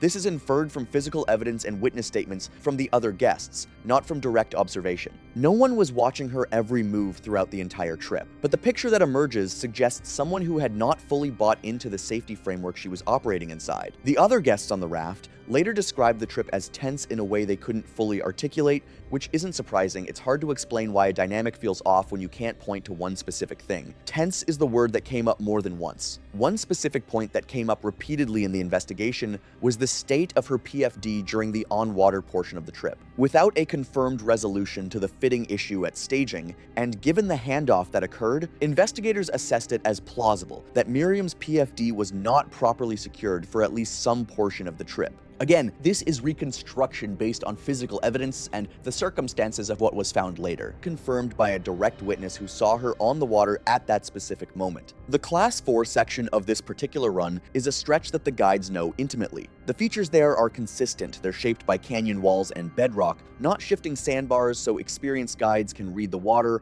and position the raft to avoid the worst hydraulics. A hydraulic, sometimes called a hole, is a recirculating feature at the base of a drop where water curls back upstream and can trap and hold a swimmer. Getting caught in a hydraulic is the kind of thing that kills people even when they're wearing their PFD properly. Without one, the math changes dramatically. The investigation was unable to reconstruct exactly what happened at the rapid. What it could establish was a sequence of facts. The raft entered the rapid section with all guests and the guide aboard, and it exited without Miriam. The raft did not capsize. No other guests went overboard. Ruben was present and functional on the raft when shore staff observed the raft coming through downstream. The most plausible scenario, and the one the investigation treated as the most likely based on physical evidence, was that Miriam went over the side of the raft during the rapid section and was immediately separated from the group. How that happened, whether she was thrown by a wave, stood up at the wrong moment, shifted her weight unexpectedly, failed to brace properly, or some combination of factors, cannot be stated with certainty. What can be said is that she entered the water in a Class 4 environment, and her PFD situation made survival in that environment significantly less likely than it would have been for a guest in proper compliance. A human body in cold, fast, technical water has very few resources available to it. Proper buoyancy is at the top of that list. Without it, the river doesn't give you much to work with. Ruben, for his part, faced an impossible split-second situation, the kind of high-stakes, life-or-death moment that river guides train for but hope never actually comes. Imagine this. You have a raft full of guests, each one trusting you with their safety. You have moving water, churning and unpredictable, with hidden rocks and currents. And you have a person in the river suddenly separated from the craft and at the mercy of the flow. In that instant, Ruben's mind had to process dozens of variables: the speed of the water, the weight of the raft, the location of hazards, and the desperate cries of the swimmer. His immediate responsibility, as any certification course would teach, was to the guests still on the raft, the ones he could still protect, the ones who had not yet been lost to the current. Recovering a swimmer overboard while simultaneously managing a fully loaded raft through technical water is simply not a one-person job. It requires a coordinated team and a calm environment. The standard protocols for that exact situation, protocols developed from decades of accident analysis and expert consensus, involve first getting the raft to calm water, then securing the raft against further drift or flip, and only then initiating swimmer recovery procedures. They do not involve abandoning the raft and jumping in after someone in the middle of a rapid, because doing so would almost certainly leave the remaining guests unguided and at even greater risk. Ruben followed those protocols to the letter. He did what the protocols required, even as every human instinct might have screamed to dive in after the lost person. Whether that was the right call in a human sense, a moral, emotional, gut-level sense, and whether it was the right call in a technical, procedural, risk management sense are two separate conversations, each with its own weight. I won't pretend to have a simple answer here. I'll let you decide on that for yourself.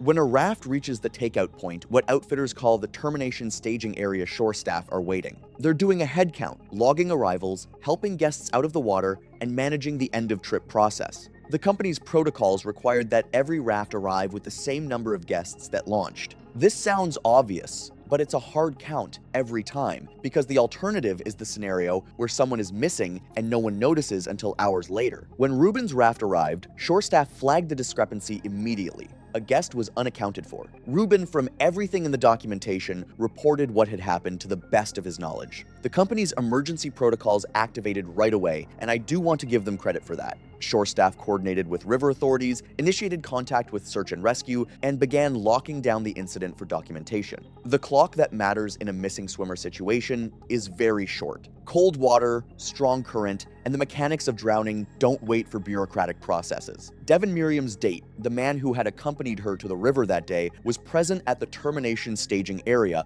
along with the other guests who had been evacuated from the raft trip. He did not vanish, he did not make a scene, and he did not seek attention. Instead, he gave a brief, straightforward statement to the company guides and to the responding authorities who arrived on the scene. That statement was short, factual, and cooperative. Nothing more, nothing less. He did not speak to the media. Not a single reporter, not a single camera, not a single quote attributed to him in any news outlet. That's consistent across everything I found in my own review of the incident. No interviews, no social media posts, no public commentary whatsoever. He was transported separately from the other guests, which may have been by design or by circumstance, I don't know, and I'm not speculating. Once at the staging area, he answered the questions he was asked, gave whatever information he had, and then stepped back. And that was the extent of his visible involvement in what came after, the aftermath, the investigation, the media coverage, the quiet return to normal life. I'm not reading anything into that. I'm not implying he was cold or distant or unusually composed. I'm simply reporting what the record shows. He had just experienced something genuinely traumatic, a sudden, violent, life-altering event on the water, and he had no obligation to do anything else. No obligation to speak to reporters, no obligation to comfort strangers,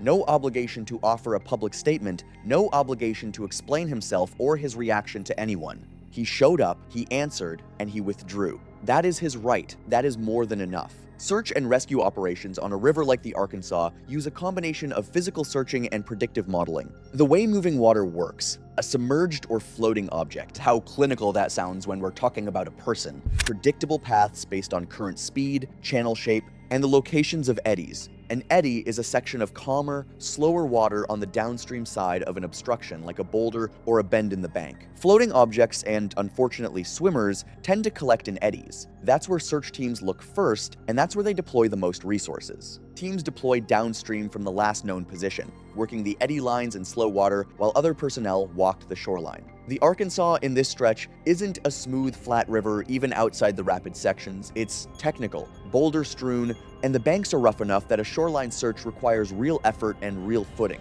The canyon walls close in at certain points and make aerial observation complicated. It's not an easy environment to search, even when you know roughly what drift path to follow. Miriam was located several hours after the initial alert was broadcast to search and rescue teams. She was found in a slower eddy zone, a calm pocket of water downstream of the main rapid section, which was entirely consistent with the drift modeling that the search teams had used to predict where a swimmer would most likely be carried by the current. The fact that she ended up exactly where the models predicted is, in its own grim and sobering way, a testament to how well the teams knew their environment. Every bend, every boulder, every hydraulic feature that shapes the river's violent choreography. She was recovered by water-based search personnel who had been navigating the same technical channels, and she was transported to a staging area where medical professionals were waiting. Despite their efforts, she was pronounced dead at the scene. The official cause of death, as confirmed by the subsequent autopsy and incident review, was drowning specifically. Freshwater drowning in the cold, fast-moving flow of the Arkansas River, complicated by the fact that her personal flotation device was not properly secured at the time she entered the water. Her PFD, when examined, was found to be improperly secured. The specifics of that finding, which buckles, in what state are part of the incident documentation, but the headline is clear. It was not on her the way it should have been.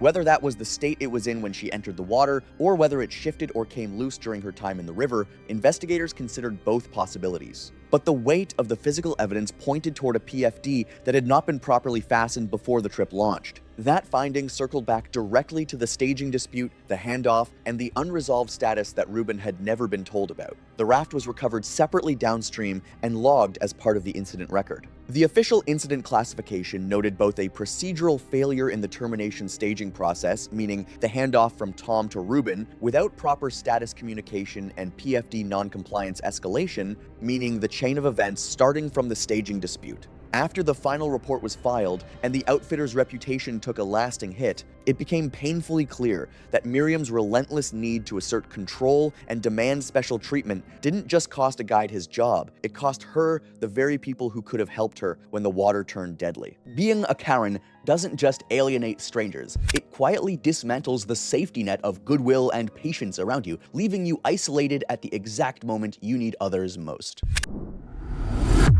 It was September 18th, 2013. The canyon floor was still reaching the mid-90s during the day, but nighttime temperatures near the south rim had fallen into the low 40s. In the narrow side canyons, cold air settled and lingered overnight. Without the right gear, staying warm could become a serious problem very quickly. Portia Graybell was 48 years old and worked as a logistics coordinator in Denver, Colorado. She had used map applications to navigate everywhere for years and trusted them completely. She downloaded a hiking app 2 days before the trip, had no backcountry hiking experience, and no wilderness navigation training. She packed a hydration pack with 2 liters of water, a protein bar, a light zip-up jacket, and nothing else. She checked into her lodging the night before, told the front desk she was planning to do a morning hike, and left it at that. The entire hike was built around a single assumption, that the app was right. I just don't see much evidence that Portia ever seriously questioned it or even had a backup plan if it turned out to be wrong. She started on the Bright Angel Trail at 8 that morning, intending to reach the rest stop at the 3-mile mark and return. About a mile and a half in, she noticed a narrow drainage canyon branching off to the west. There was no sign or marked trail and no obvious path. Her hiking app, however, showed what looked like a route cutting through the drainage and reconnecting with the main trail farther down. Another hiker told her it was not a real trail. Portia pointed at the app, said it was showing one, and headed into the drainage anyway. She entered the side canyon at around 9:10 in the morning. The terrain inside was immediately more difficult than it appeared from the trail. Loose rock, dry sand, walls that narrowed within the first quarter mile. The route her app showed did not correspond to anything on the ground. She kept moving, assuming the terrain would open up ahead. About 40 minutes in the canyon, narrowed to a point where continuing required climbing down a dry fall, a vertical rock drop of roughly 12 feet. She looked at it, checked her app one more time, and climbed down. Below the dry fall, the walls rose steeply on both sides. She could not climb back up without assistance. She checked her app again. The suggested route still showed her on a path. She kept going. By 11 in the morning, she had been moving through the drainage for nearly 2 hours. The physical exertion of navigating loose terrain in rising heat had already taken a significant toll. She finished both liters of water at around 11:40. She attempted to retrace her steps, but the canyon had branched in 2 places and she had taken a wrong turn on her return. By early afternoon, she was moving through a section she had not previously entered. Her app had no signal inside the narrow walls. The route remained on the map, but nothing around her matched what it was showing. She sat down in a shaded section of the canyon floor at around 2 in the afternoon. The temperature around her was 91 degrees, but dropping as the walls blocked the sun completely. She was severely dehydrated, nauseated, and her legs had started cramping. She ate the protein bar. For all the confidence she placed in the app, it ended up being the first thing to disappear when she actually needed it.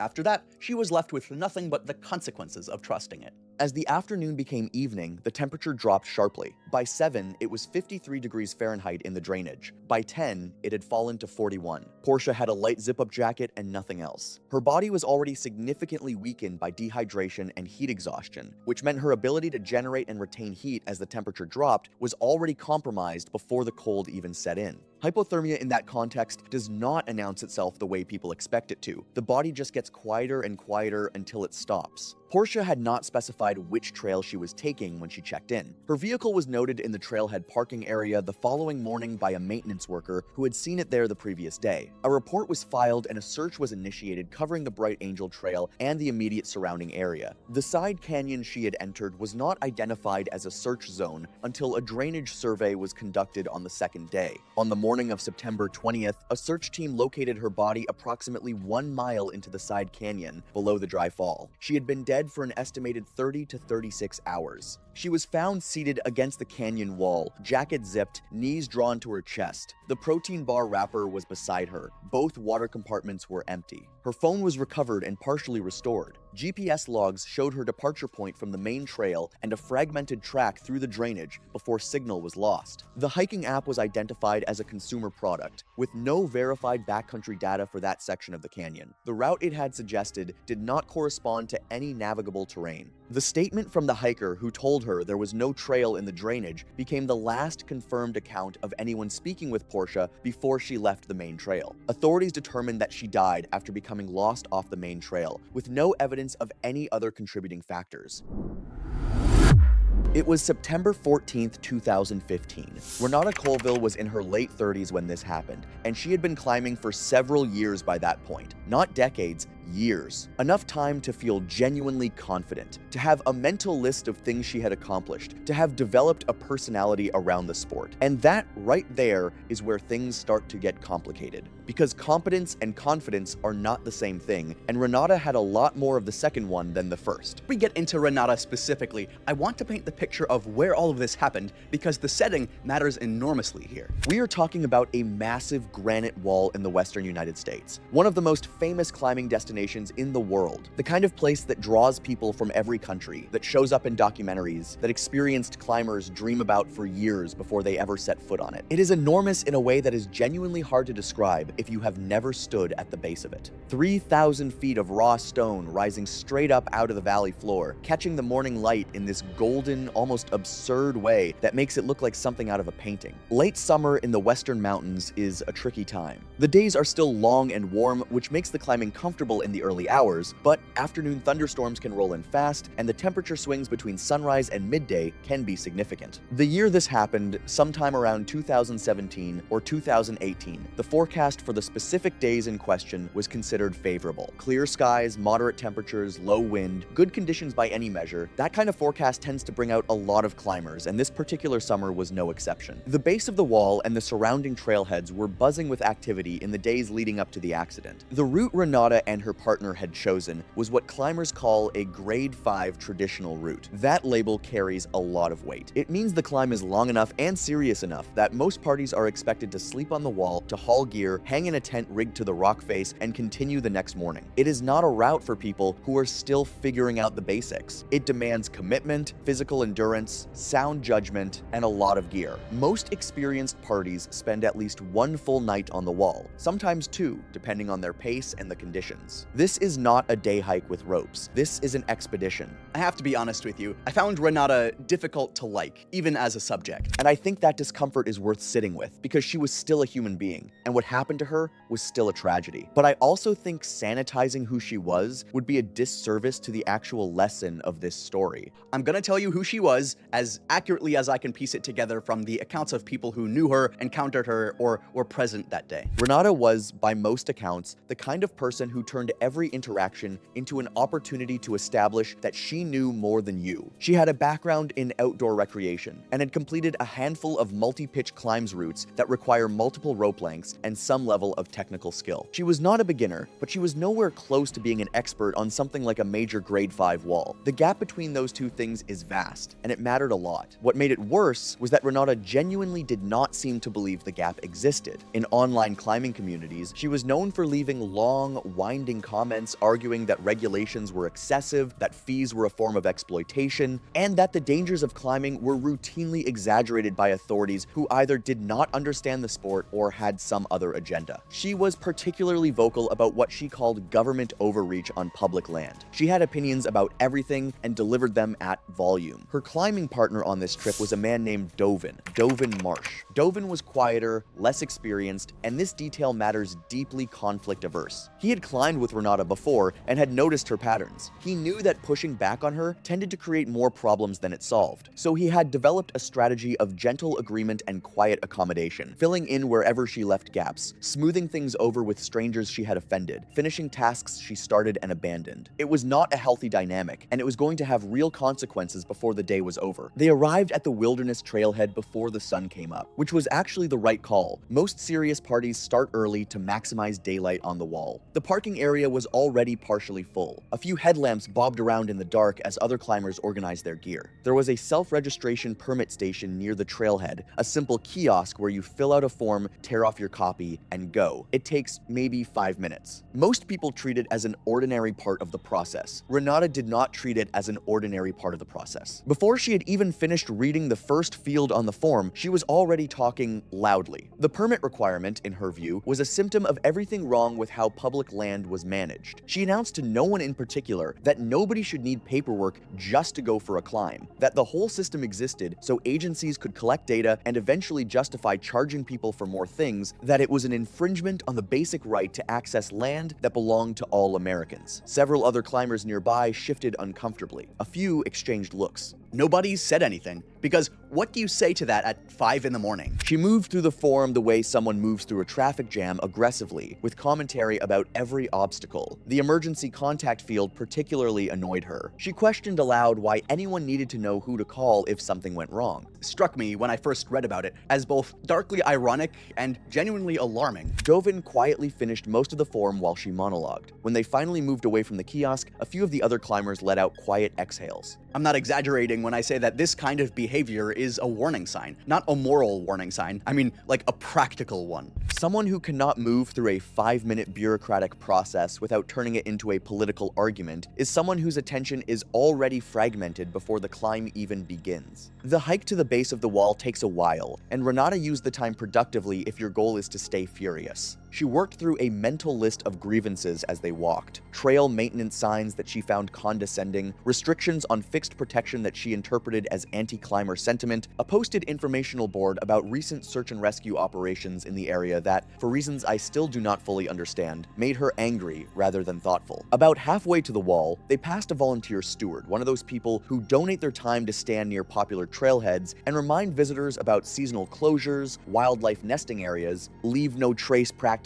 that sort of thing. This particular volunteer, a polite young woman, mentioned that a section near the base had a seasonal closure for nesting raptors and gave them a brief description of where the boundaries were. It was the kind of information most climbers nod at and file away. Renata stopped walking. What followed was a brief but excruciating exchange in which Renata informed the volunteer that she was familiar with the rules, that she had been climbing in this area for years. And this is the part that genuinely gets under my skin, that she had probably been climbing longer than the volunteer had even been alive. The volunteer was a young woman, maybe mid-20s, and she handled the whole thing with impressive patience. She smiled, said she understood, and wished them a good climb. Renata walked away, still muttering. Dovin said nothing. There is something particularly telling about that interaction. The volunteer was not accusing Renata of anything. She was giving the same information to every climber who passed. Renata's response tells you something important. She was not actually reacting to what was being said. She was reacting to the feeling of being addressed at all, of being included in a general reminder, as though that implied she did not already know. Her ego was the trigger. And once it was triggered, it did not easily reset. By the time they reached the base of the wall, the light had shifted from gray to gold, and other climbers were already there, sorting through enormous haul bags, organizing protection, double-checking systems. There is a particular kind of focused, quiet energy at the base of a serious climb, and most of the people there were deep in it, methodical, unhurried, thorough. Renata and Dovin's setup looked different. Their rack, the collection of gear they would use to protect themselves on the wall, was noticeably smaller than what the other parties had. Their supplies were lean. There was no emergency bivouac equipment visible, no extra layers for the cold that comes at altitude after the sun drops, minimal emergency provisions of any kind. This caught the eye of a climbing ranger who was doing routine patrol in the area. His name is Officer Breslin. He was doing his job that day, and what happened between him and Renata is one of the most important parts of this story. Breslin was experienced. He had seen a lot of parties at the base of this wall, and he had a well-developed sense of what a prepared party looked like versus what a party that was going to need help looked like. Renata and Dovin fell pretty clearly into the second category. He approached them the way rangers are trained to approach climbers, not accusatorially, not dramatically, but conversationally. He asked what route they were planning, whether they intended to push through in a single day, or planned to bivouac on the wall, and what their planned turnaround time was. These are standard questions. They are designed to open a dialogue, not to catch anyone out. Then he explained what he had observed over the years on this particular route. It was longer and more demanding than many people expected going in. Several parties in recent years had needed assistance, some due to equipment issues, some due to exhaustion, some due to weather that moved in faster than the forecast had suggested. Afternoon conditions at elevation could change in ways that were hard to predict. Retreat became genuinely difficult after certain pitches because of the nature of the terrain. He recommended they carry more water. He recommended an emergency shelter. He suggested a more conservative approach to timing. He was measured, specific,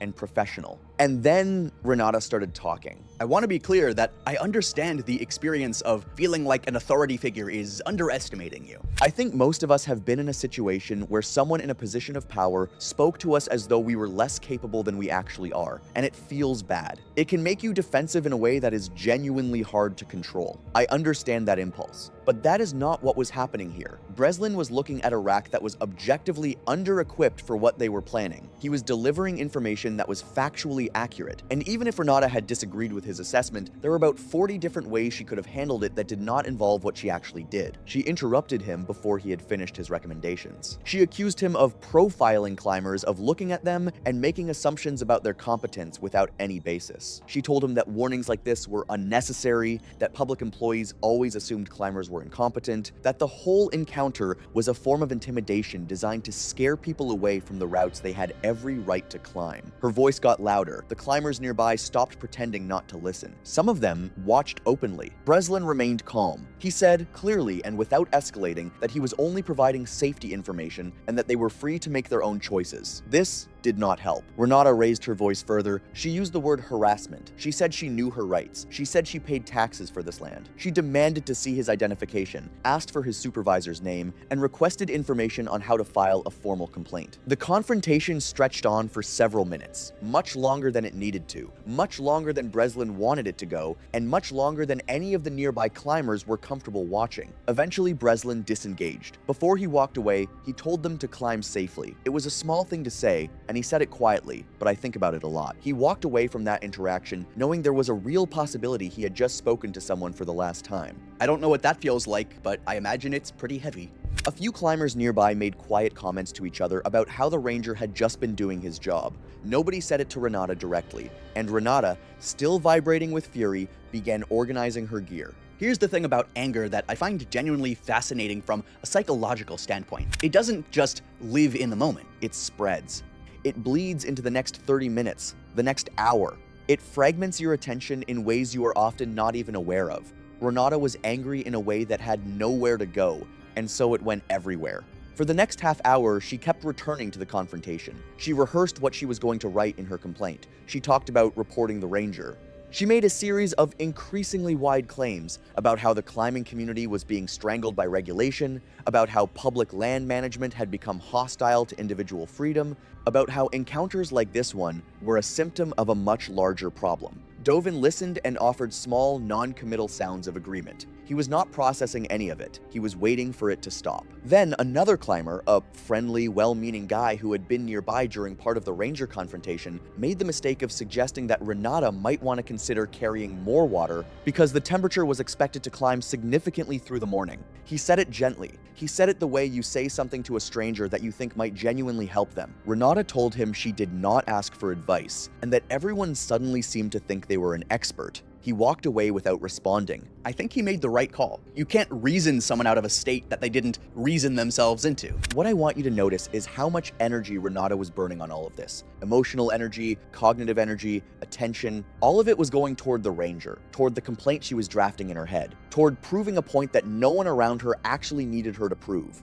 None of it was going toward what she was about to do, which was tie into a rope and step onto a 3,000-foot wall. There is a concept in psychology sometimes called attentional narrowing, where a strong emotional state causes your focus to collapse inward. You stop processing your environment accurately because your brain is too busy processing the emotional event. It happens to everyone. It happens to surgeons, to pilots, to athletes. The research on it is pretty clear. Strong negative emotions degrade performance on tasks that require careful attention, especially procedural tasks where you are working through a checklist or a sequence of steps. Climbing preparation is almost entirely procedural. You follow a sequence, you check things in a specific order. When that sequence gets disrupted by an emotion that has nowhere to go, errors creep in. Renata was not stupid. She was not careless in some fundamental character sense. She was a person in the grip of a strong emotional state, doing a task that required something she no longer had available to give. By the time they actually sat down to prepare their gear, Renata was behind the mental pace you need to be at before a serious climb. She was rushing through the process not dramatically, not visibly to someone who did not know her, but in ways that Dovin noticed. Her usual methodical approach to sorting protection and checking equipment was abbreviated. Things ended up in the wrong pockets. Steps that she normally followed in a specific order got shuffled or skipped. She was thinking about the ranger. She was thinking about her complaint. She was thinking about everything except what was directly in front of her. Dovin noticed. He noticed that she seemed distracted, that she kept circling back to the confrontation mid-task, that her normally careful rhythm was off. He suggested they take a short break before starting, just sit down, breathe, let the morning settle. It was a good suggestion. It was, in fact, exactly what they needed to do.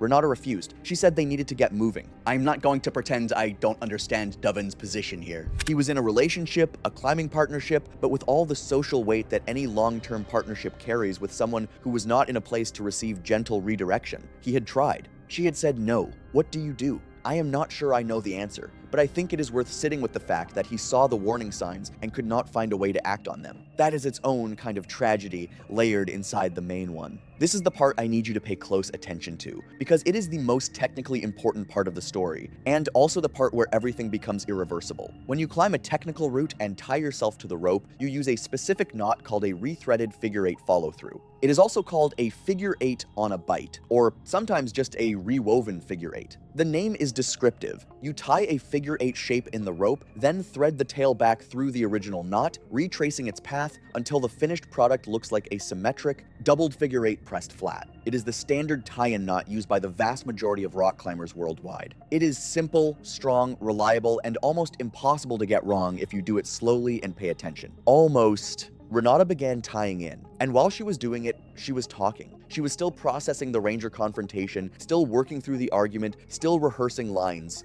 She threaded the rope through her harness tie-in points and started forming the figure-8. Then her attention drifted back to the morning's events. She paused, mid-process, to say something to Dovin. Then she came back to the knot and continued, or rather, she thought she continued. What she actually did was pick up from a point in the process that was not where she had left off. She believed she had finished rethreading the knot. She had not. The tail of the rope had not been fully traced back through the original figure-8. The resulting knot was not obviously wrong. It was a partially completed figure-8 follow-through, and at a casual glance, especially partially obscured by the harness and the extra rope, it looked close enough to correct that she did not catch it. Because she believed she had already finished the knot, it did not occur to her to look carefully. She did not check it a second time. And then there was the buddy check, which is exactly what it sounds like. You check each other. Harness buckles doubled back, belay device rigged correctly, tie-in knot completed, and dressed properly. You look at your partner's setup and they look at yours, and you confirm out loud that everything is in order. It is one of the most fundamental safety practices in climbing. It exists precisely because of moments like this one, moments where distraction or assumption might cause someone to miss their own error. The buddy check is the backstop. Neither of them did it. Dovin did not check Renata's knot. Renata did not ask him to. Whether this was because the whole morning had been too chaotic, or because she was too proud to invite scrutiny after the argument about competence, or simply because the normal rhythm of preparation had been disrupted by everything that came before, I do not know. Probably some combination. But the rope was tied, or seemed to be tied, and they started climbing. The first few pitches went fine. This is the most uncomfortable part of the story for me, honestly, because it means there was a long window during which they could have caught the mistake and did not. Each successful pitch reinforced the belief that everything was working correctly. Renata climbed confidently. The knot was not subjected to the kind of sudden, heavy loading that would have immediately exposed the problem. The early pitches did not require her to take any significant falls. She moved well, placed protection, called out to Dovin, hauled gear, everything looked normal. As they moved higher, the wall changed character. The terrain became more serious. Retreat stopped being a realistic option. Several pitches up, not impossible, but complicated enough that most parties at that point committed to continuing upward. And here is the uncomfortable reality of how commitment works on a big wall. There is a point where going down costs roughly the same effort as going up, and then a point where going down costs more. Once you cross that second threshold, you are psychologically and practically all in. Every foot of elevation you gain deepens that commitment. Renata and Dovin had passed that threshold without either of them saying so out loud. They were hundreds of feet above the ground by this point. Fully invested, the valley floor spread out far below them in that vertiginous way that either thrills you or terrifies you depending on your relationship with height. I have never been that high on a wall, and I genuinely can't imagine what the world actually looks like from up there. But I know that at that altitude, the margin for error is essentially zero. The unfinished knot had been there the whole time, waiting. They reached a section that was harder than what they had been climbing, a stretch where the rock offered fewer obvious holds, where the moves required more precision, where a moment of imbalance was easier to come by. Renata was working through it. At some point, she shifted her weight in a way that took her off balance, and she fell. Under normal circumstances, this would be an ordinary event. Climbers fall, the rope catches them, they collect themselves, rest for a moment, and try again. The entire system, the knot, the harness, the protection on the wall, the belay device in Dovin's hands, is designed for exactly this scenario. But the knot was not a knot. It was a shape that resembled a knot. When Renata's weight came onto the rope suddenly and with force, the incomplete figure eight deformed. Under load, a partially retraced figure eight does not hold the way a completed one does. The tail pulled through, the rope disconnected from her harness. She fell from the wall. Climbers on adjacent routes heard it before they saw it, shouting not the normal communication shouts between climbing partners, but something sharper, more alarmed. They looked toward the route. Several of them were on the phone with emergency services before they could fully process what they had seen. Dovin, above on the belay, was unable to comprehend immediately what had happened. The rope had gone slack in a way that made no sense. For a moment, he simply did not understand. Search and rescue personnel responded as quickly as the terrain allowed. The area around the accident site was temporarily closed. Investigators arrived and began the methodical work of reconstructing what had happened. The physical evidence was clear. The rope was intact. The harness showed no signs of failure. The protection on the wall held. When they examined the tie-in, they found what they had feared: a figure eight follow-through that had never been completed. The tail had not been fully traced back through the original knot. It was a preparation error, not an equipment failure. Nothing had broken. The gear had done nothing wrong. I've thought a lot about what this story means, and I keep coming back to the same uncomfortable place. The incomplete knot was the technical cause of the accident, but it didn't happen in isolation. It was tied by someone whose attention had been consumed by anger, who dismissed advice and treated every warning as an attack. It was June 22nd, 2016. The South Kaibab Trail carved along an exposed ridgeline from the south rim all the way down to the Colorado River. 7 miles of open sun with no water and no shade at any point. By 8 in the morning, the rim was already at 84 degrees Fahrenheit. The inner canyon was forecast to hit 111 by early afternoon. Trinity Bivens was 38 years old and worked in marketing in Los Angeles. She was in the middle of a solo Southwest road trip, hitting national parks back to back, posting as she went. The Grand Canyon was a scheduled stop, one day, maybe two. She had no prior canyon hiking experience, but she was fit, she was confident, and she had done enough urban hiking around Griffith Park to feel like she understood trails. The night before she hiked, she bought a small designer day pack from a gift shop near her hotel, packed it with her phone, sunglasses, a thin cardigan, and a single 20-ounce water bottle, and set an early alarm. She showed up at the trailhead the next morning like she was heading to a workout class. At the trailhead, a large sign warned hikers not to continue without enough water and to turn around if unprepared. Trinity glanced at it briefly, then stepped to the side to take a photo of the canyon and continued down the trail. About a mile in, a woman who had already come back up stopped and told Trinity it was getting too hot to continue. Trinity was busy lining up a photo on her phone. She gave a quick acknowledgement, waited for the woman to move out of the frame, and went back to taking pictures. Then she kept walking.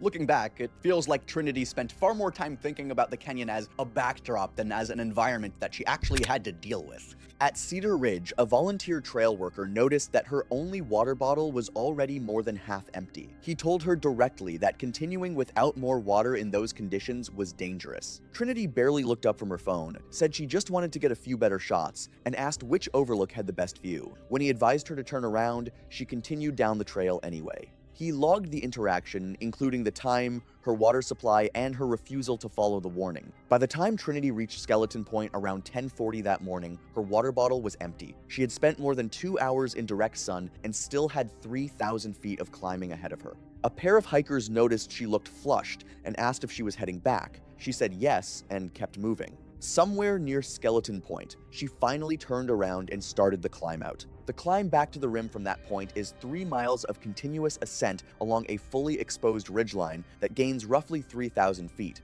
There is no shade, no water, and very little relief anywhere on the route. Descending it in the cooler hours of the morning is challenging enough. Climbing it back toward the rim near midday, dehydrated and already overheated, is a completely different experience. Within the first half mile of the ascent, Trinity's pace had slowed to a near crawl. The trail surface sat in direct sunlight and radiated heat upward, meaning her body was absorbing it from above and below at the same time. She had already spent more than 2 hours in extreme heat without replacing the water she had lost, and the physical effort of the climb pushed her body beyond what it could handle. About 45 minutes into the ascent, a group of 3 hikers rounded a bend and found her sitting on the trail with her knees drawn up and her head lowered. She did not respond when they called out to her. When one of them touched her arm, her skin felt hot and completely dry. Her breathing was fast, shallow, and loud enough to be heard from several feet away. By this point, nothing about what was happening felt surprising anymore. Every warning had been ignored, and the canyon was simply following through. One hiker poured water over her neck and wrists. Another tried to get a verbal response. She opened her eyes briefly but could not speak. The third went through her bag. Phone, sunglasses, cardigan, lip balm. No food, no electrolytes, nothing useful. The empty 20-ounce bottle was at the bottom of the pack. One of them had cell signal at that elevation and called emergency services at 11:32 in the morning. A helicopter reached the area at around 12:10 in the afternoon. The exposed ridgeline allowed a direct approach. She was airlifted from the trail, and resuscitation was performed during transport. She was pronounced dead at a medical facility at 12:51 in the afternoon. The coroner listed cause of death as heat stroke with cardiovascular collapse. Her core temperature at airlift was 108 degrees Fahrenheit. No water remained in her pack. The trail workers' log provided a precise timestamp and a record of their exchange at Cedar Ridge. The descending hikers gave formal statements. The case was ruled accidental, with contributing factors including inadequate water, continuation past multiple advised turnaround points, and ascent during peak heat on a fully exposed trail with no shade or water at any point.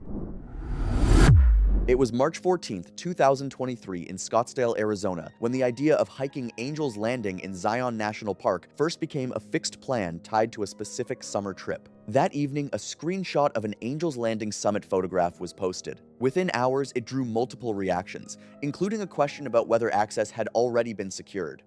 Vienne Jemison was 51 years old. She lived in northeastern Scottsdale near the edge of a large desert preserve and worked in pharmaceutical sales, a field defined by persistence, composure under rejection, and long-term goal pursuit. She was an active recreational hiker with consistent experience on desert trails in Arizona and occasional trips to higher elevation terrain, reflected in her regular outdoor activity and documented hikes. It never really became a full hiking plan in the environmental sense. It narrowed early into a single objective, getting onto Angel's Landing, permit or not. Everything else, water, heat, turnaround decisions, stayed secondary to that. Access became the defining constraint she organized everything around. In January, February, and March, she entered the permit lottery multiple times and did not secure a date for her planned summer trip. Early responses to the results were restrained frustration, followed by continued attempts and informal advice seeking about better odds or alternative dates. By April, her framing had shifted. The permit system stopped being something she was working within and became something she was working around, reinforced by framing it as administrative rather than safety-driven. The focus shifted away from the hiking conditions behind the restriction and toward removing the restriction itself. I'm not gonna overthink it, but she didn't get a permit. She didn't even get it after multiple tries, and at some point, you can kind of see the focus start shifting away from the trail itself and more toward finding a way around it. Her subsequent research shifted toward bypass logistics rather than trail conditions, enforcement timing, checkpoint locations, penalties for unauthorized access, and alternative approaches using the West Rim route from Lava Point. The evaluation framework moved from whether the hike was manageable under conditions to how it could be completed outside the permit system. What I really don't see here is how uneven the attention is between the system she was trying to get through and the actual conditions she was stepping into. Even with forecasts pointing to sustained triple-digit heat, that information never carried the same weight as the access problem. It stayed secondary in the planning.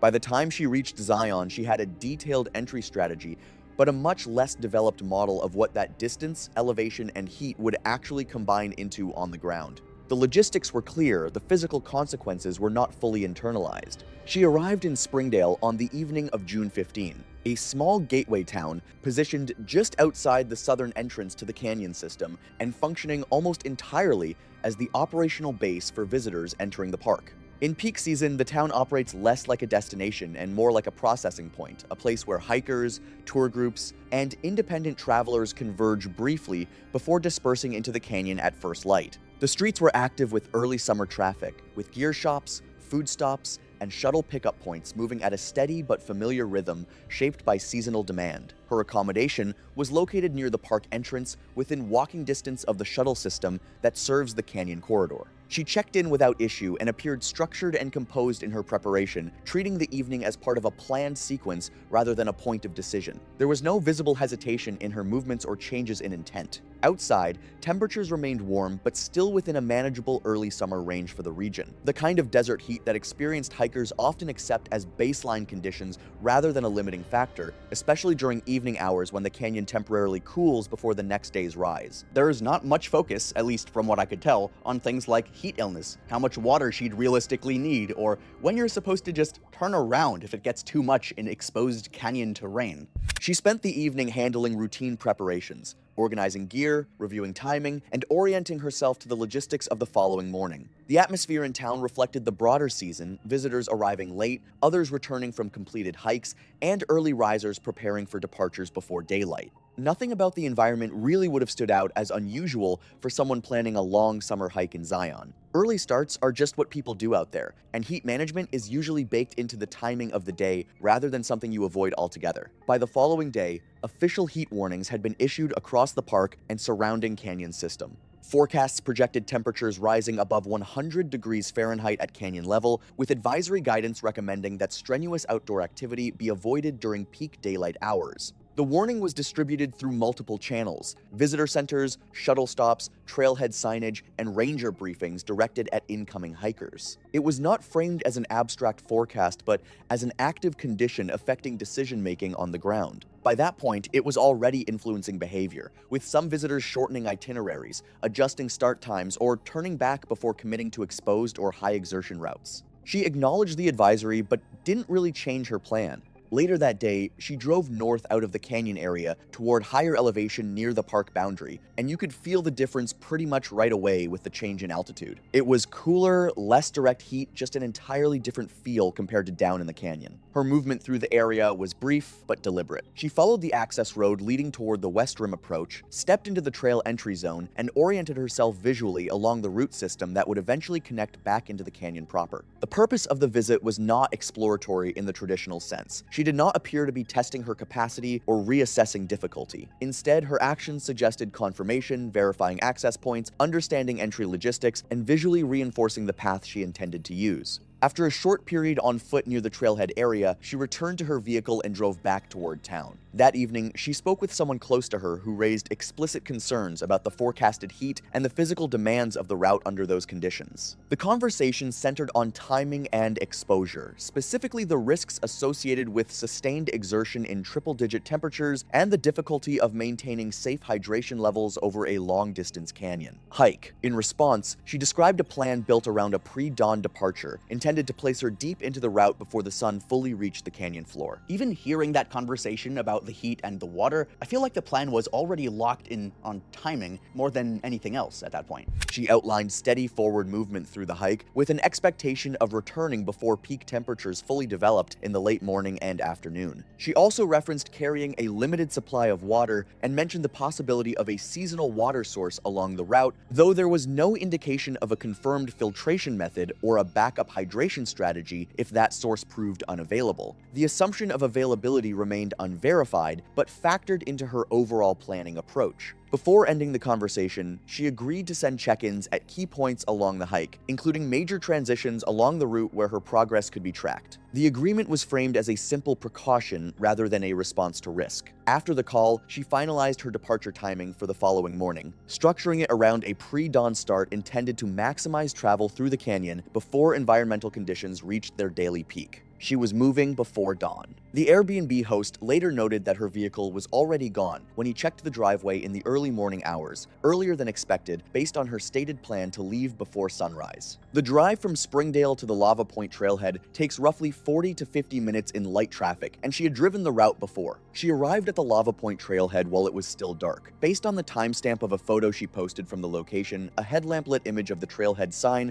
framed by dense forest and a fully black sky. The caption read, "No permit needed for this entrance." At that elevation, temperatures were in the upper 50s and 60s Fahrenheit. She was dressed for cool pre-dawn conditions, wearing a long-sleeve base layer, with her hat stored in her pack. The environment was still and quiet, a brief desert interval before daytime heat began to build. She began the West Rim Trail shortly after arriving. The West Rim Trail from Lava Point to the canyon floor covers roughly 13 miles, with about 3,600 feet of net descent. The route alternates between gradual loss of elevation, flat stretches, and short climbs, before dropping more consistently toward the canyon. Under normal conditions, most hikers take around 5 to 8 hours to complete the one-way stretch, depending on pace and how much they're carrying, with the full out and back toward Angel's Landing adding up to roughly 16 to 17 miles. In mild weather, it's tough but doable as a full-day hike. In extreme heat, though, it stops feeling like a regular hike pretty quickly and turns into more of a long, drawn-out exposure situation out there on the trail. The upper section of the trail initially passes through dense forest, before opening into exposed ridgelines as elevation is lost. In the early portion of the hike, conditions were still shaded and cool,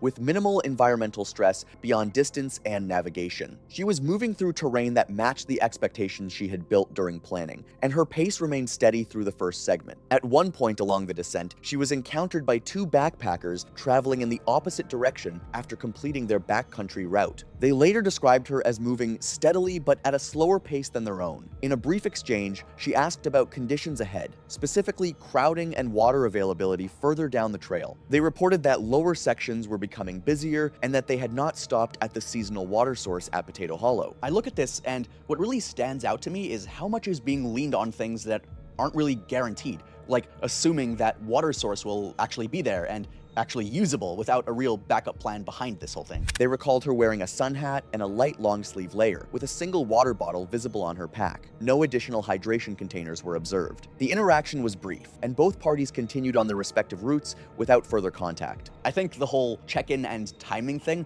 just feels more like a plan on paper than something adjusting to what the trail was actually going to throw at her. Based on this encounter and standard segment timing for the trail, she was estimated to be in the mid to lower portion of the West Rim corridor by that point, with several miles still remaining before reaching the junction with the Upper Angel's Landing route above Scout Lookout. The remaining terrain from there transitions into progressively steeper descent, with increasing exposure and less shade as the trail approaches the canyon floor. By then, conditions below were already warming rapidly. As sunlight reached deeper into the canyon, temperatures were climbing into the upper 80s and continuing to rise steadily with full solar exposure. At that stage, she had been hiking for several hours and had covered roughly 8 to 9 miles, with the most technically exposed and physically demanding sections of the route still ahead. She posted from Scout Lookout late that morning. The photo showed her at the edge of the lookout platform, the canyon stretching behind and below her under a high, harsh sun. She was smiling. Her hat was on, and her pack sat high on her back, a standard day pack by appearance, with no visible hydration reservoir and nothing suggesting significant water capacity. The focus just kind of shifted away from the landscape itself and more toward the milestone she'd been building up to for months. The distance and conditions were still there, nothing about that changed, but they didn't really seem to land the same way at that moment. In that moment, the dominant perception was completion not of the route itself, but of the objective she had been working toward. The physical reality of the remaining distance, elevation loss, and rising heat remained unchanged, but it was no longer being weighted in decision-making. The Upper Angel's Landing section from Scout Lookout to the summit spans roughly half a mile and gains about 430 feet in elevation. Unlike the approach from Lava Point, this is not a conventional hiking trail. The West Rim descent below it is still a maintained path, with defined tread and predictable footing, even if demanding in length and exposure. The chain section, by contrast, is a narrow ridge traverse, with fixed chains anchored into sandstone, following an exposed spine with steep drop-offs on both sides. The rock itself is generally solid when dry, but the route requires constant attention and deliberate movement. Every step carries consequences that are not present on standard trail terrain. She moved through this section in the mid-morning window. Honestly, Scout Lookout has always felt a bit deceptive to me, like people naturally read it as they made it, even though the hard part is still sitting right there in front of them on the return. And the chains section, I don't know, I always thought of it less like a hike at that point and more like something you have to fully respect every single step of, or it just doesn't work. Her ascent was steady based on available timestamps from her posts. One image captured her partway along the ridge, looking back towards Scout Lookout and the canyon system she had come from. Another showed her at the summit, where the terrain opens into a wide, elevated panorama of southern Zion, with the Virgin River visible below and the canyon floor stretching outward through sandstone formations and tree-lined corridors. The summit post marked the completion of the climb and a brief pause at the top before she began her return. She remained at the top for a short period before beginning her return. During that time, she sent a voice message to a group chat, later described by recipients as sounding energized and slightly winded. She referenced the heat briefly but minimized it, describing conditions as manageable. Her focus was on reaching the summit and the sense of completion that came with it. She did not mention the total distance already covered, her remaining return route, or the state of her water supply. At that point, she was still several miles from the trailhead, with the only route back requiring retracing the exposed chain section she had just crossed, followed by a long descent through the canyon under rapidly intensifying heat. Temperatures at elevation are already in the upper 90s and continuing to rise through the late morning. She had covered roughly 9.5 miles from Lava Point, with sustained elevation change and prolonged exposure on open desert terrain. The descent toward the canyon floor had already removed most of her elevation buffer, leaving her roughly 5,800 feet above sea level, with a final return still requiring a steep climb out of the canyon system after completing the lower sections. Ahead remained the chain section, the switchbacks below Scout Lookout, and the long canyon approach to the trailhead a short distance on a map, but a significant physical effort after hours of continuous movement in rising heat. Under normal conditions, this return is hard but still doable.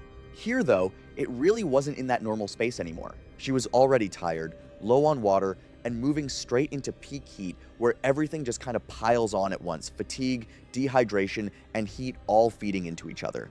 Heat exhaustion at this stage was no longer a discrete event, but the continuation of an accumulating physiological decline, where fatigue, dehydration, and heat exposure reinforced each other and progressively degraded coordination and judgment. There are no definitive witness accounts of her condition during the descent through the chain section. Two hikers moving in the opposite direction later described her as steady and unremarkable, consistent with many solo hikers navigating the same terrain. She was not observed requesting assistance or showing overt distress. She passed below Scout Lookout. Whether she paused there is unknown, and no reliable accounts place her resting despite the high foot traffic. From there, she continued onto the switchback descent toward the canyon floor, still within terrain that required attention, but now under increasing heat stress and accumulated fatigue. One thing that sticks with me is how the summit can mess with your sense of where you're on the hike, because it feels like the goal is done, it's over with. But the reality is, you still have a long, exposed walk back in worsening heat. The trail below Scout Lookout descends through a series of switchbacks carved into the canyon wall before eventually meeting the main canyon trail that leads toward the Grotto trailhead. The terrain here is less exposed than the chain section above, but it is not straightforward. The grade remains steep, the footing shifts between packed sand and loose gravel, and the rock walls on both sides hold and re-radiate heat long after direct sun exposure, turning the corridor into a sustained warm zone with limited relief. Shade is minimal, and by late morning canyon, temperatures in this section typically reach the upper 90s and can approach triple digits. Roughly a third of a mile below Scout Lookout, the main trail curves around a rock outcrop. Right there, there's also this worn-down side path basically formed just from people repeatedly walking it over time that splits off from the main trail and leads back to a small overhang tucked just off to the side. The overhang casts intermittent shade on the rock beneath it, creating a visible contrast against the surrounding sunlit sandstone. To a passing hiker, it can resemble a natural pause point, a place to step off briefly, catch breath, or escape direct heat. Whether Vienne Jemison intentionally moved toward that shaded area in search of rest, or whether her navigation had degraded enough under fatigue and heat stress that she followed the worn path without clear intent, is not established. Both interpretations remain consistent with the physical evidence recovered at the scene and the medical findings regarding her condition at the time of the incident. What is established is that she left the main trail at that point and moved onto terrain that was no longer part of any maintained route. The ground transitions quickly from compacted sand to uneven sandstone slabs with a noticeable slope and intermittent drop-offs. These surfaces are not inherently unstable, but they demand precision in foot placement and full attention to balance. Under normal conditions, they require care. Under conditions of fatigue, dehydration, and heat stress, they leave very little room for error. The fall was not witnessed. Her final footprints indicate movement off the main trail and onto the unmaintained section before disappearing near the edge of the ledge system. Below that point, the terrain drops away steeply, with an approximate descent of 180 feet to the next stable shelf of rock. Later that day, her friends in a group chat attempted to reach her after the expected return window passed. Messages went unanswered, followed by repeated calls that went to voicemail. Concern escalated into a formal report when it became clear she had not returned to her lodging and had not exited the trail system. It always looks easier than it is, but you're still dropping steep switchbacks with heat just sitting in the canyon walls the whole way down. That side path just feels like a quick spot people drift into to get out of the sun for a second. Her rental vehicle was located at the Lava Point trailhead, establishing her point of entry on the West Rim approach. Combined with the earlier summit post and the absence of any return through the main canyon exit, this allowed rangers to narrow the search corridor to the stretch between Scout Lookout and the canyon floor. Search teams began ground operations from the upper trail. Her body was located later from the main route below the Social Trail divergence point. Recovery required rope-assisted access due to the steepness of the terrain. She was pronounced deceased at the scene, and recovery continued into the following hours under standard technical rescue procedures. The medical examiner conducted an autopsy 2 days after recovery. The cause of death was listed as blunt force trauma consistent with a fall from height, with a contributing factor of heat exhaustion.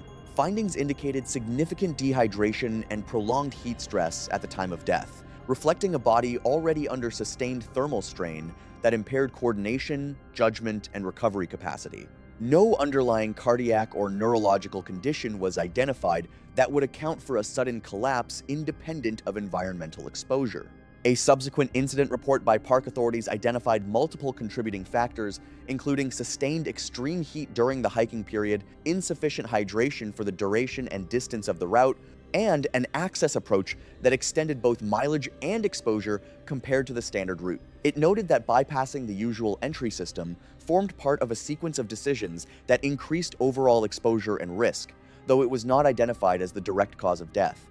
The combination of heat, distance, and fatigue was cited as the primary compounding factor. At her lodging, belongings were found undisturbed and partially packed, consistent with an expected departure. Travel arrangements for the following day remained unchanged. On her device, an unsent draft was recovered, referencing months of preparation and repeated attempts to secure access, ending with a reflection on finding a way forward despite those setbacks.